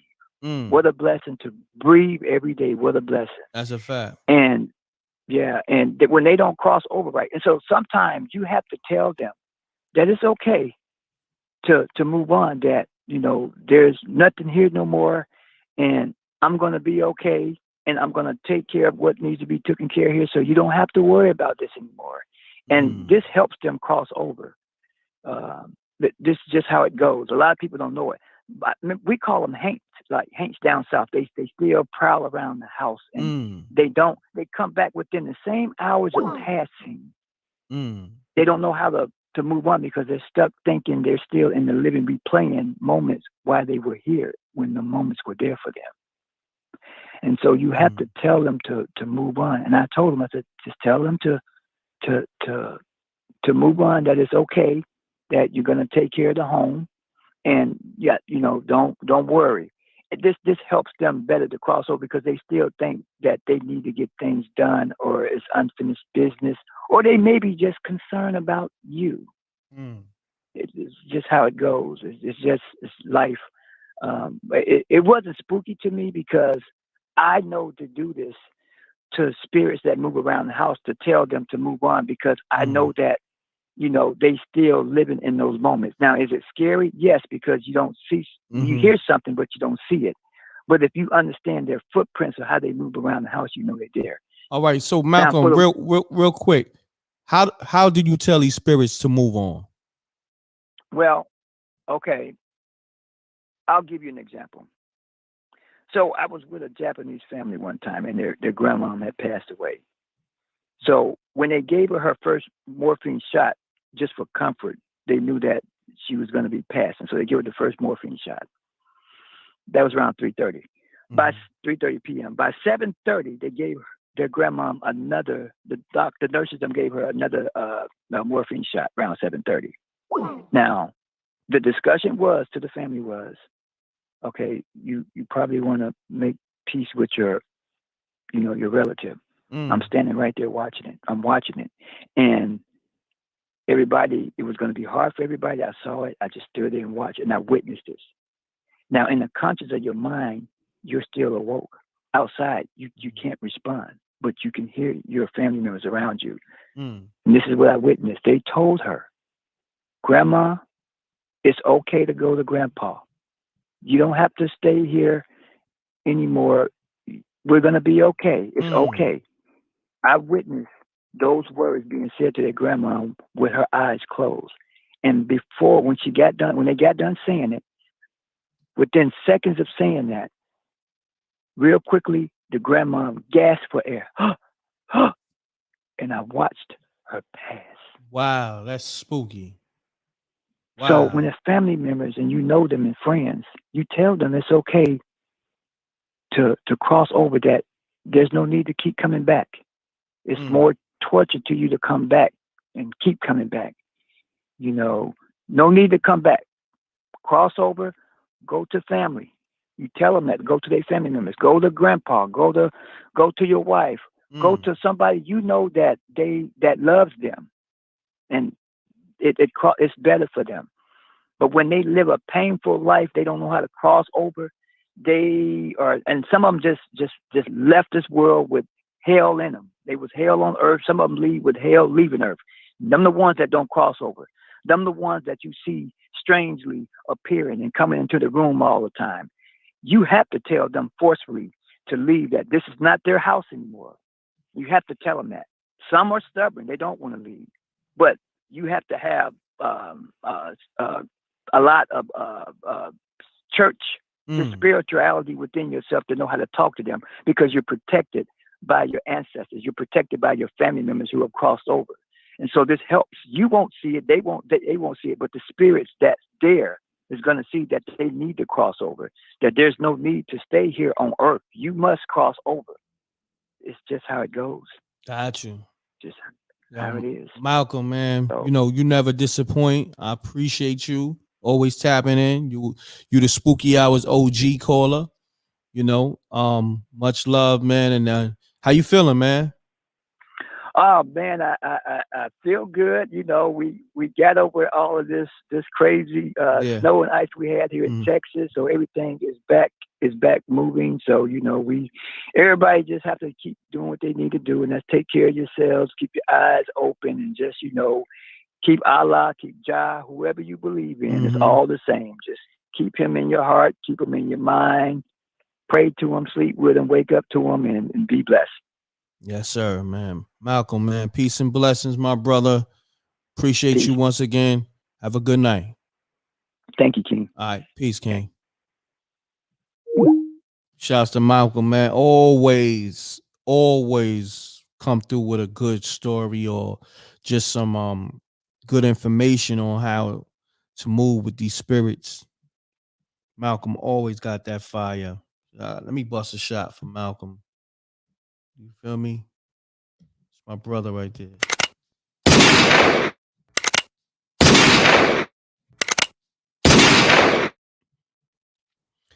This is Spooky Hours. If you just now tuning in, because we got some new subscribers, pound that like button. If you're a new subscriber, I need to talk to y'all, because I got to start making put a 100 up. If you're a new subscriber, put a 100 up. I'm going to shout you out. Even if I highlighted your comment, just put 100 up. I'm going to shout you out. I need to know you're a new subscriber, whether it's today or, this week or last week. I want to shout you out. Pound that like button. I appreciate everybody tuning in with m.reck. You know what I'm saying? The new ones, the people who've been around. Salute. Let me go to voicemail real quick. Oh, okay. NC, salute. I appreciate you, baby girl. Judah Queen. I appreciate. Now, all my new subscribers, make sure you subscribe. You know, if you just tuned in, make sure you subscribe. Oh, we got a lot of people. I need y'all to subscribe. Make sure you hit that subscribe button because this is the illest channel. Go through my channel. You see a lot of good content. You know, shouts to Percy World. Shouts to Percy World. Shouts to Judah Queen. Shouts to Tonio. Shouts to Drew Gully. Got a lot of new people. Shouts to Zaya. Shouts to Lizette Livingston. So shouts to everybody on the check-in that's new. Shouts to Chris Sherman, man. I don't know if you knew, but I see you got the 100 up. Shouts to the shitter. You been subscribed. Facts. That's my guy right there. You know, shouts to Positive Elegance. Appreciate you. Shouts to Carlos. Make sure y'all hit that subscribe button too. You know, hit that like, hit that bell so you get all the notifications. This channel, you getting hip hop, you getting sports, you getting you know, that information, of course. I'm gonna go to, you know, I'm gonna go to some more callers. Shouts to Juan too. Mute your audio. Peace. You now tune in to m.reck.tv. State your name, where you call it from. Keep it clean, keep it short. Let's get spooky. Peace. Who this? It's June from Jersey City. June, what's going on? Not much, hanging in there, watching it live. Okay, salute. Talk to me, man. You got a spooky story for us? Well, I know so much spooky, but something bugged out when I was younger. Okay. Just keep it short. Keep it short and sweet. Let's get it. Yeah. Maybe since far back I can remember, I used to have dreams. Dreams of the future, but in black and white. Like all my dreams since I was maybe 3 years old till I was maybe 8 or 9. They all was all in black and white. Wow, and I could foresee the future.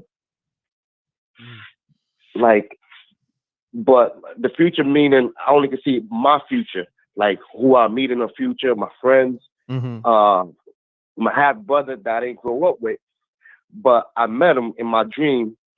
How it played out in my dreams, how we literally played out, like when I was in my teenage years when I first met him. How I met him when he first got to this country, my first friends, my stepfather, before I even met my stepfather. It used to bug me out when I was younger. I ain't had no way to like explain this to everybody. So I don't know. To this day, I've been searching up. I don't know if it's a past life or a spirit guided me, but it was just crazy. And then after a certain point, I used to dream, but now in color. But in the black and white dreams, will never come again. And I never had no future forecast about anything else. And so, like, those dreams I had when I was younger came to fruition. And I don't know. Somebody explain that to me. Shit. But I don't know. Spooky, but bugged out. Yeah, that's ill. That's ill. Hell good. But that's it. I never, try to explain that to people. They think I'm bugging. But I just like, fuck, I keep to myself. Nah, I'm glad you called up, man. And this is the platform for that. Pound that like button, y'all. This is the platform where people have supernatural or, I guess a weird or bugged out experience. And, you can express it here. Definitely, bro. Appreciate it. No doubt, my brother, man. Have a good night, man. Appreciate you. All right, peace. So yeah, man, we coming up on 3 hours. I'm rock out to 3 hours. We got 6 minutes. I see a couple of people phasing out. So it was still almost 700 strong. Pound that like button. Let's get it. Call me up. Hold on, let me call some people that I missed. They call them back.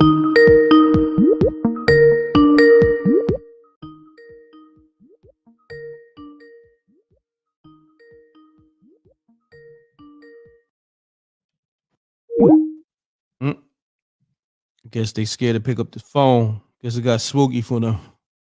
Let me hit this voicemail. Let me see what's happening with it.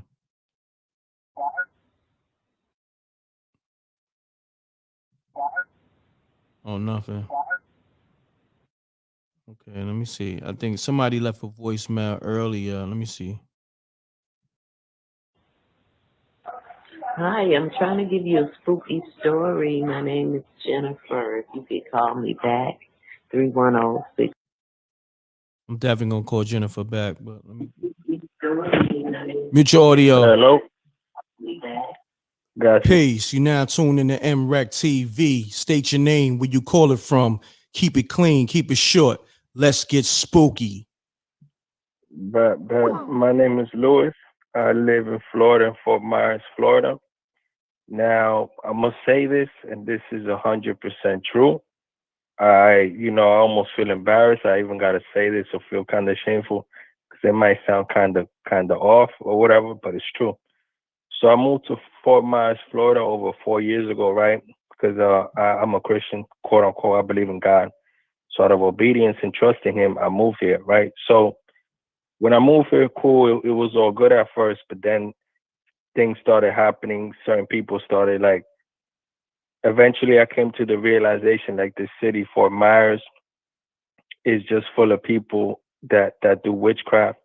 So in this world, either you are eventually you're gonna have to choose whether you're in the side of light, God, or darkness. So a lot of these people work for Satan, and they just out here doing evil in the world. Like most of the things that happen in this world is not all because just bad things happen. Is because there's demons, there's people that work for Satan doing these things. Like it's not always all just things happen. It's like the devil will not be able to do so much to humanity if he never had a whole army of people to do it for him. And you wouldn't know unless you know. And it's like ridiculous because it's like they all have one mind or one mentality. When you work for the devil, it's like he uses all of these people in conjunction with each other to try to just destroy or ruin your life. It's called gang stalking, and it's real. And if anyone moves to Florida or Fort Myers, I just want this to be exposed. Like this is just a cauldron of witchcraft people that live here, and it's just people here that worship the devil and just trying to do nothing but wickedness, man. I'm just calling to put that out there. Got you. I appreciate you tapping in. He didn't even say thanks. He just hung up the phone. Shouts to the homie though, man. Shouts to the homie. He got his point across. Let me see, Jennifer. Let me see if I can call her back. It's a 310 number, but where is it at? I'm gonna call her back.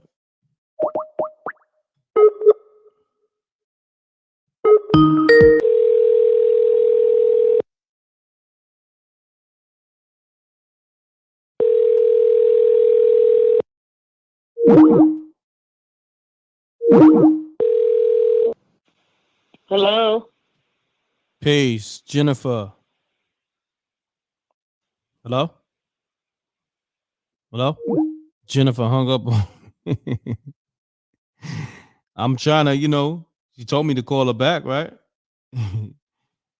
Maybe she thought, I was a booty call or something, you know what I mean? Nah, this is m.reck.tv, Jennifer, if you listening. She probably thought I was that late night, you know what I mean? Probably was like, nah, nigga. It ain't happening tonight. She probably thought I was somebody named Larry or something, you know what I mean? Late Night Larry. She probably thought I was Late Night Larry. She like Late Night Larry ain't happening tonight.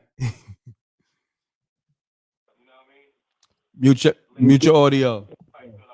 Peace. You now tuned in to m.reck.tv. State your name, where you call it from. Keep it clean, keep it short.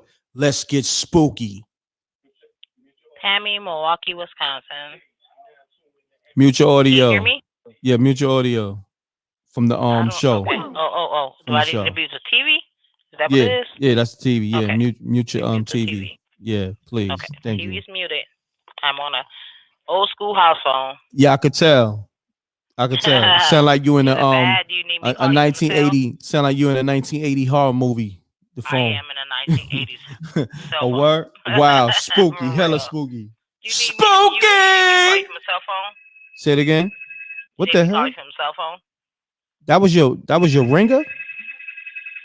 Oh well, that's other phones ringing around me. I told you I'm on a landline, what they call it. Your phone, that ringer sound hella spooky. I definitely know you got a spooky story. Okay, hold on. Let me just get rid of that. Yeah, that phone sound hella spooky. Okay, that was just my ringer phone. But let me just give you a quick scenario on what's something that I experienced really quick. Do me a favor. You got me on speaker or? No. I don't have your speaker. I got you on Eddie's phone. I told you I don't need your phone. All right, let me raise you up. And you got a lot of got a lot of noise, phones ringing, sound effects. You got a lot going on in the backdrop. You want me to call you from my cell phone? My husband's calling me. We're freeling right now. Okay, yeah, Stop cool. calling me, damn it. Yeah, nah, you good because I don't want to lose you. I don't want to. But he keep calling me, and I'm trying to figure out if All I right, need to call so you from the cell phone or not. Yeah. Call me back. No, you might not answer. I've been calling you like a million times.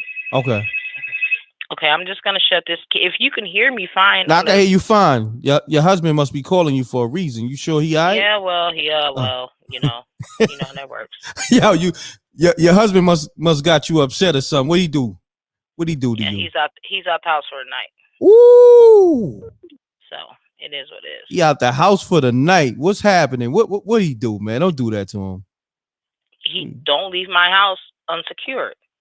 You don't sneak out in the middle of the night. I don't know what the hell you're doing. You don't leave me snuck unsecured. out? You know the crap that's going on what's in the planet. If you don't believe it, I believe it. I know what I'm doing. You don't know what you're doing. So if you don't want to be here, you're not going to be here, period. Wow, you put him in the doghouse and he snuck out. He put himself in the doghouse. Oh. He wait till I go to sleep and then he can do this. I've been waiting on this segment just so I can get on the line with you guys. Got you. I'm glad you calling up. So if I have to take a nap, I got to take a nap. I run me. Nobody run me. I'm the businesswoman. I make it happen. Period. Point blank. Period. Either get in line, fall in line, or fall the fuck out of the line. Period. Oof. That's how it's just gonna go. I don't give who you are, whether it's children, parents, sisters, brothers, siblings, or loved ones that you think you making love to. Fall in line or fall out of line. That's how I roll my shit. So let me ask you like this. Like me or love me. I don't give a shit about it. I'm doing me. I like your vibe. Now look. So your husband, he must have felt like he put it to sleep. He put the cat to sleep and then he snuck out. He didn't put the cat to sleep. I put the cat to sleep. You don't have a chance to touch the cat unless I tell you to touch her and make her purr. Oh, you talking big talk. You talking that John Wayne talk. I run me. I'm a corporate female, okay? Corporate. I'm the boss chick. I don't work for no one but myself. I hear that. And anything I take in around me, remember those words, take in around me. Whether they stray cats, that means I take care of you. Fall in place. Know your place and know where to stand. Don't override me. Because you'll get overridden and be the fuck out the door. Period. You talking? No questions asked. I don't need your help. I got my own help, which is called me, the ancestors, and every deity that I deal with. I need no one. Talk dirty. I like that. Let's get it. Let's get to the story now. Okay, so listen. I had an out-of-body experience. I died in 2015. Oh, hold on. Spooky! Yeah, nah, you hit me with that off the rip. That's what I'm talking about. You say you died in 2015. Hold on, I gotta lick off a shot for that. You ain't play no games. Well, you gonna take a shot? Let me take a shot. Hold on a minute. Let me get one while you get one. You gonna bust off the pistol? Oh, you taking a shot like you gonna drink a? I'm taking a shot. You taking a shot, and I got a cigarette in my hand. Nah, I'm So busting off shots. But if you gonna take a shot, take another shot. Let's get it. Oh shit! Well, come on now. Let's get it. Hold on a minute. Give me a second. You got the nigga. You got your man in the doghouse. You taking shots. You died and came back. God damn. You're a corporate chick. Let's get it. This one right here gonna be classic. Let's get it. Okay, so I died. Here we go. Let's get to the story so you can, I don't take us too much of your time.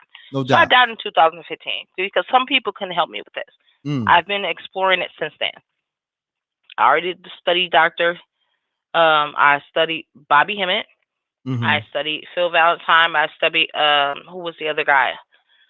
Africa. But the first person that I came across was the guy that was talking about the spaceships. He died also. They killed him too. They poisoned his wife and then eventually got him. I can't think of his name, but he was a pastor and then he became a spiritualist. Those who I started with, but I started with Dr. Sebi. Got you. So in 2015, I died. What you died from? Well, let's not go into that. But I crossed over, and I wanted to cross over because I didn't want to be here anymore. So when it happened, I'm like, well, fuck it. So you didn't want to be here no more. I get it. Well, when it was happening, I allowed it to happen. I didn't want to call for any help or anything like that. But, I've been in the gospel for 25 years, and I've been an evangelist. So I'm like, okay, well, I'm supposed to see the pearly lights. I'm supposed to see Jesus, all this extra crap that they teach you about in the gospel. That did not happen.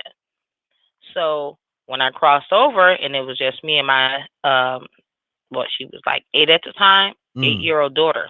And we had just celebrated Thanksgiving. Mind you, I'm pregnant the whole time, didn't even know it. So you pregnant with another kid? I didn't even know that they didn't even know it. I didn't find out till a week later after I came out of the hospital. So anyway, I crossed over.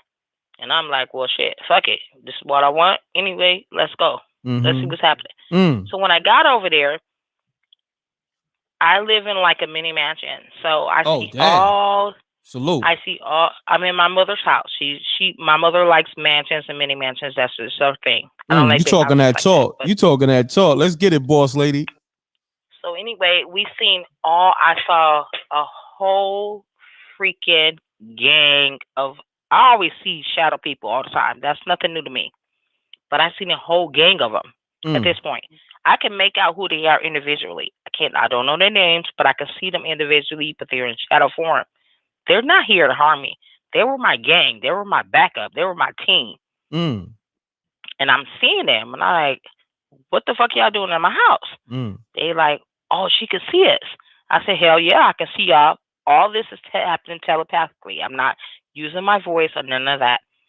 All this is happening telepathically. And so I'm like, hell yeah, I can see you guys. And then one older guy told the younger girl, go over there and help her. So she's running around the group trying to get to me. But mind you, it's about 1,000 entities there. And they just my backup team.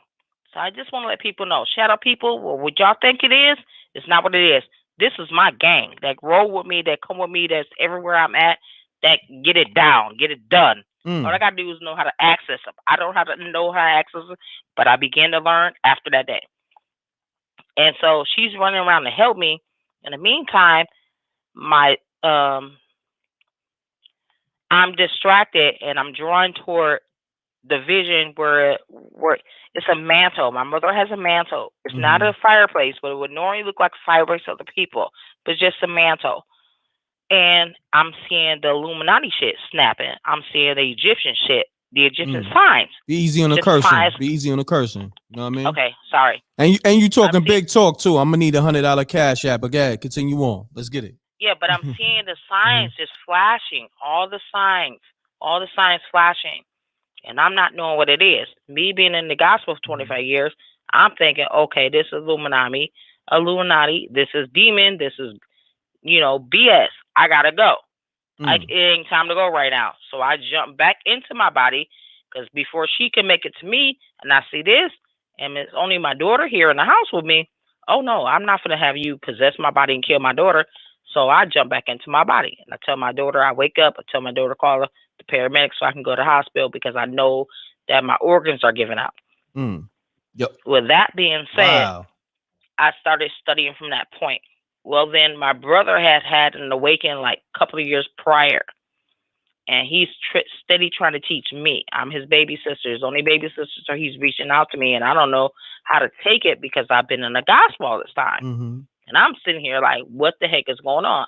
So the more and more I started learning, let me just tell you one last thing that I did once everything transpired and I got to my brother's house. I did the mirror trick, which is the candle in the mirror.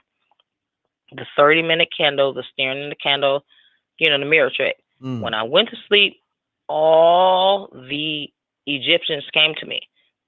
I'm your sister, and this is my husband, and I'm this, and I'm this, and I'm this. They was just telling me names and stuff like that because I went into, I did a meditation, and I ended up all my meditations lead me to fall asleep. So that's how I got my meditation on, and this is all the stuff that transpired.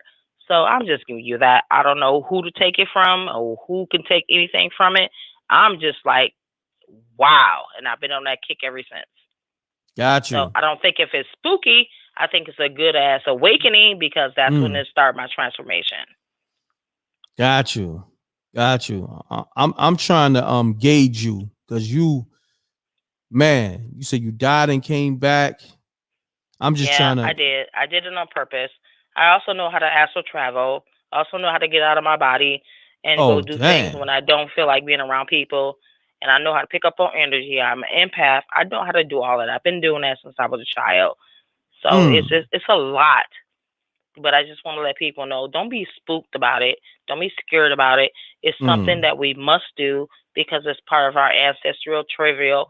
It's something that we have to do in order to bring this whole collective on the planet into fruition. Like I said, I studied with Dr. Sebi. I studied with Bobby Hemmett. I studied with Phil Valentine. I even looked at young Pharaoh who came later. But the person I started off with, besides Bobby Hemmett, is another one. Blair. Something Blair. They killed him, though. They poisoned his wife first and they killed him. He was the first one to talk about extraterrestrials. But before I met Delbert Blair, that's his name, Delbert Blair, I was studying with Hemmett from Left Eye from TLC. She introduced them to the world. And at the time, my son had just came up with some garbage. And if I had you got a son too? How many kids you got? Huh? You got a son too? I have two sons and a daughter, yes. Oh, I didn't know you had 3 kids. Yeah, but my son came up with what they called, later on he got kidney problems. He didn't have kidney problems in the beginning. Wow. Yeah, and if I had been in tune with it back in 90-something when he was born, when Bobby Hemmett was preaching, he was saying, watch out for the kidneys. They're doing something with the kidneys. I think they just target my baby because my baby was psychic. My baby was always telling people about themselves. My baby ran the whole city. They didn't even know who the hell he was, but he was running the whole city, and they didn't even look at him because he was disabled. You know what I'm saying? Why he got it going on. Anyway, make a long story short. Wow. I was looking at all these other different people, just studying I was just on something led me to be there. And I just kept looking at it. From the coffins in 2011, when all this stuff was coming in, they was building all these underground trains and all this extra stuff. So when I had my out-of-body experience, when I actually died in 2015, that's when I saw things, but I couldn't explain it. I couldn't explain it, and I tell it to people, we can't explain it. I kind of know what it is now because I've been studying after that. But yeah, that was just, it's not even a spooky story. It's just like an awareness. I guess that's what you can call it. Got you. I appreciate you tapping in. What's your name again? My name is Pam. Pam. You call me Pammy. Pammy is my name. Pammy, Pammy out of Milwaukee, Wisconsin. Booyah, Milltown. Got you. Let your man back in the house too, man. No, I'm not gonna do that. You can't convince me that. He got to get right. Oh. You don't leave a woman when she sleeps. What are you doing? You leaving me open and vulnerable. We know the times that we're setting in. You might not know the times because you're not tapped in. I'm trying to teach you and train you what's going on earth. So you don't walk out my house and leave my house open. Yeah, maybe. You don't do that. Oh, he left the crib open? He left the crib open. Yep, he don't do that. That means you outside in wildin'. flip-flops right now in shorts at 50 degrees below. Oh, that's on you. Pammy, he out there wilding, huh? I was trying to take up for him, but if he left the door open, he wilding. Take up for him. You know not to leave. Listen, he wilding. A woman needs her man at home to know that she's safe and secure. I want to go to bed and be safe and secure. If you're not gonna leave me safe and secure, then what the hell are you doing here? Beat it, nigga. I can get the next person over here. That's gonna make sure my house is secure so I can go to bed safe. Me and my son knowing that my house is secure and there's a man on point. Because either way it go, I'm gonna up the pistol and be that motherfucker. Period. I don't necessarily need you. But if you're gonna walk out my house and leave it open, and we in the hood, you got he wilding. Come on out. You tripping. And this has been our argument since day one. We come up for our first year anniversary, and you still pulling this off every now and then because you want to run off and do some foul. I don't know what you're doing. Beating the boys in the back. I don't know what you're doing. You said beating off the boys in the back? I said meeting up with the boys in the back. Oh, okay. I don't know what you're doing. You could be outside flickering the flick with your shoestrings on the front porch. Do not leave my doors unlocked and unsecure. I want to go to bed and know my house is secure. So if anything happens around my house, I'm hearing what's happening on the inside and outside. I'm up and ready to go. I got you. Pammy, you have a good night. All right? You too. Thank you for letting me get through. I appreciate that. You're I welcome. listen to you guys all the time. Wow, you guys, you really do unleash some real stuff in the world. And it does help people. You know what I'm saying? It helps them to open up. It helps them to be vulnerable in the places they can't be vulnerable in. Like a couple of callers have said, they can't talk to people about this kind of stuff because they don't believe them. I personally don't give a shit if you believe or don't believe it. With what I got to say, I'm still going to do me. No doubt. But at the same time, reality is reality. So it is what it is. I'm into certain things because of this. I'm out of the gospel. I'm into voodoo. It is what it is. Oh, you into voodoo too? God damn. Yeah, I get more out of my ancestors and more out of those Oshums and all them that live in me. I get more of that, more protection and more validation than I got out of 25 years saying, thank you, Jesus. No, I don't get nothing out of that no more. Because when I crossed over, there was no white light. There was no Jesus. I had a gang of niggas with me. Like I'm in a gang. What kind of gang you in? What gang I had you a in? gang of people. So I know that I'm comforted just knowing that alone. Like I run with a gang of niggas. I'm good. I'm good. I just got to know how to utilize them. And Bobby Hemmett showed me. All you got to know is how to tap in and utilize them. You damn right. I'm going to tap in and utilize them. And then as I go through different cities and different states, I see the different things going on from my ancestors that has passed, that has been tortured. They calling out for me. When people pass, you could be an accident in front of me, somebody died. That person comes straight to me. I'm trying to tell them, I ain't dealing with you right now. Go here, go there, go there. I'm an empath, so it's all good. I know how to deal with it now. Back then, it freaked me out. But now that I'm growing, since 2015, getting stronger, oh, yeah, it's all good. Because I want to send you to go kill the Genos. Go get them. Go get them ones that's coming up to us, that's pulling the trigger, that want to pull the trigger, that act like they're in authority. Kill them. Drop them where they stand. You know what? Kill their families first. I'm sorry. That's just how I am. You might have to mute it or delete it, but that's what I'm on. Okay. I ain't on nothing different. Say no more, Pam. Take this down.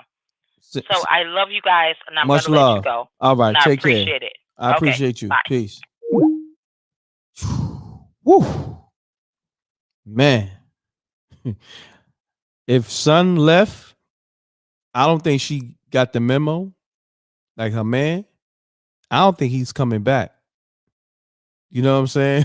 Like, I think he left for good because, man, oh man, let, let me put it like this. She's something else. I don't think she, I don't think she got the memo. I think that nigga left for good because, God damn, shouts to Pam, but you got a lot of shit going on with you. Woo. Good Lord. Man. Yeah, that nigga escaped. That nigga. That nigga got on the first thing smoking. You know what I'm saying? Like, that nigga might have moved overseas. Yeah. She talk about she got a ghost and her gang members, like, and all that. Like, come on, man. Like, and she do voodoo and she died and came back. And come on. Come on, man. Yo. Shouts to Pam, though. Might have been the wildest story tonight or thus far. Like, whoo. Let me bust a shot for her. Cause she was talking crazy. She talking about mansions and all this. And then she official like that, the Cash App gonna be lit. I'm gonna see 500 in that Cash App. A minimum of $100. She talking big mansions and all that, right? She was talking big talk. Big talk. She was talking big talk. Big talk. She was acting like she got 30 M's or something, right? Let me know if I'm wilding. She was talking big talk. The homie said, yo, I would have ran out the door real fast. Denard said, yo, I'm out of there. Listen, man. She different. Let's just say that. I would have picked up on the vibes off the rip. Like, I'm going to be honest. I'd have picked up on her vibes off the rip. I'd have been like, you have a nice day. You know what I'm saying? You know how, like, you might, she might be, appealing to the eye. I don't know. I don't know how she look. But then when you start talking to somebody and then, the vibes, you pick up on the vibes. I'd have picked up on the vibes like in like 30 seconds. I'd have been like, have a nice day. You know what I mean? I would have hit it with the peace and blessings early. And just pew. Oh man. He might have pulled the best move. Like her man, she said the nigga left while she was asleep. Yeah. It sounded like that nigga escaped. Like he couldn't wait for her to go to sleep. He might have put her to sleep. He might have gave her, like 8 aspirins and put her ass to sleep. She don't even know. You know what I'm saying? He might have put her ass to sleep so he could just be gone. Nah, but salute to Pam though.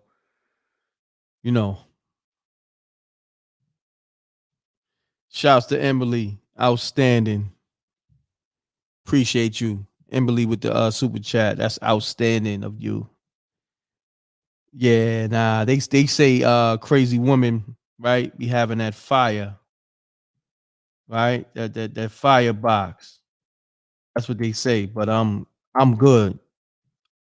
That's one firebox that I'm not gonna be tampering with. I'm good anyway, but I'm just saying. I don't know. I don't want no smoke with that firebox. You heard me? Literally. No smoke. The live is lit. Facts. Yeah, that was a crazy. I don't think nobody can top that. That's why everybody just fell back. Nobody ain't called since. Like, you know what I mean? How you gonna top that? So I'm gonna end the live off with that. Ain't nobody gonna top that. You just gotta cap the night off with that. Like she was so wild with it. And then, when I got her to get into the story and she starts off with, I died in 2015. Like, come on, man. You just gotta, Now, let me give her a round of applause. Facts, Emily. Facts. Let me give her a round of applause. Like, you know what I mean? And salute to the rec mob. Everybody tapped in. Like, you know, people like Pam, you just gotta give them a round of applause. Where the applause is at? Hold on, I think I gotta go to the let me see.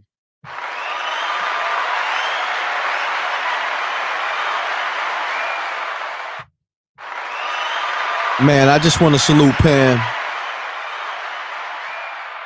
She capped off spooky hours and a marvelous way.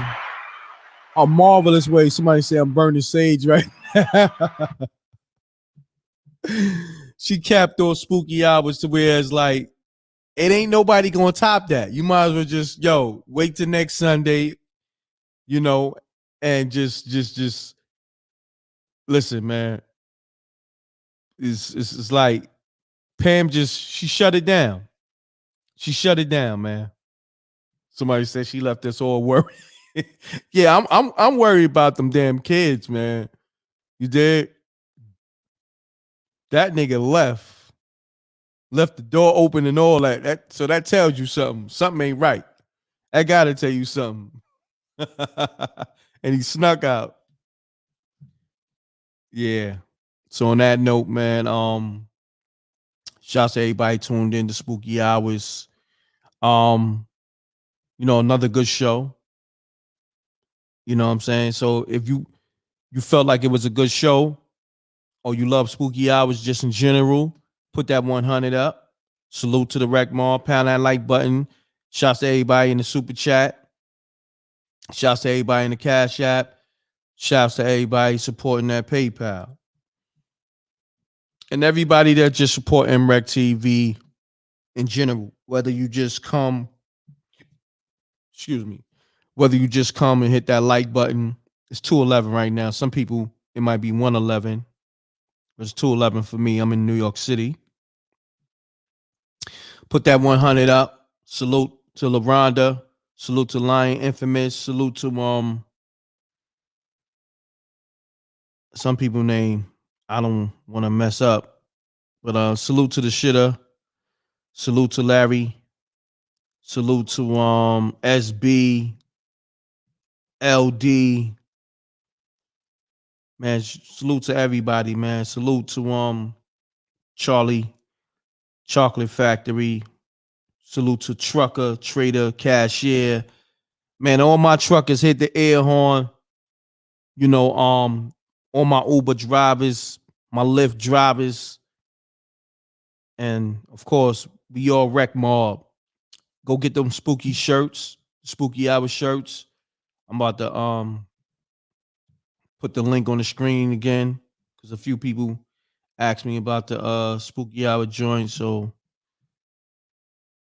I'm about to put it on the screen. Hold on 1 second. Let me take this off the screen so I can put the share the screen for y'all. Boom, boom, boom, boom. Spooky hour shirts. You can get them in all flavors. The black. Where's the white at? Green. Well, you can get all flavors. You got white, any color you want. You just click on the you click on teesprings.com/store/mrecktv. And matter of fact, I'm gonna put this link right here. Let me put the black shirt. I'm gonna put the link right on the screen so you can highlight it or you could click it. Highlight it on the screen, but you can click right on it, bookmark it, put in your favorites. So if you don't get it now, you can get it another time. 7-Eleven in London. Shouts to London, man. Shouts to my people out in London and in the UK and everybody overseas, man. Salute. The shit, I appreciate you. Salute. Dope show as usual. Spooky hours. Stay killing them. Stay killing it. As a fact, my brother. Thank you, my brother. Oh, you ordered a black hoodie? Salute. Anybody that ordered any shirts or anything, whether it was recently or in the past, make sure you tag me on Instagram or Just let me know. If you don't got an Instagram, just let me know so I can post it or email the screenshot, you know what I'm saying, to mrecktv promo@gmail.com so I can show that love back. I appreciate that. Thank you. Hit me up on Instagram at mreckgm or mrecktv. Make sure y'all go follow that. Them social media pages. Get at me, follow me, and I appreciate all the love, man. So on that note, shouts to Ducked Off buying that hoodie and everybody that support the m.reck TV brand, that support me in the earth, China Black. I'm gone, man. I'm still up, but Pam was she was a movie, man. It ain't no topping Pammy. Shouts to Pammy. Salute. I appreciate that, Frank. Best show. Chat lit. Funny and spooky. You see, y'all get it. I wanted to give y'all something that was spooky, but also funny because it takes away from being, it takes people away from being scared when you add comedy to it. And that was my whole point of doing this show. I wanted to do something funny but spooky, something on a late night that I can always do because, I'm hip hop the hell out. Like, you know what I'm saying? Like, that's in my blood, but I don't want to always have to cover hip hop. Like, this is general. Like, this is supernatural stuff. You know what I'm saying? So, and make sure you stay tapped in for m.reck TV. I got a lot of different shows coming up. So, on that note, double deuces and bubble gooses, I'm gone. Thank you.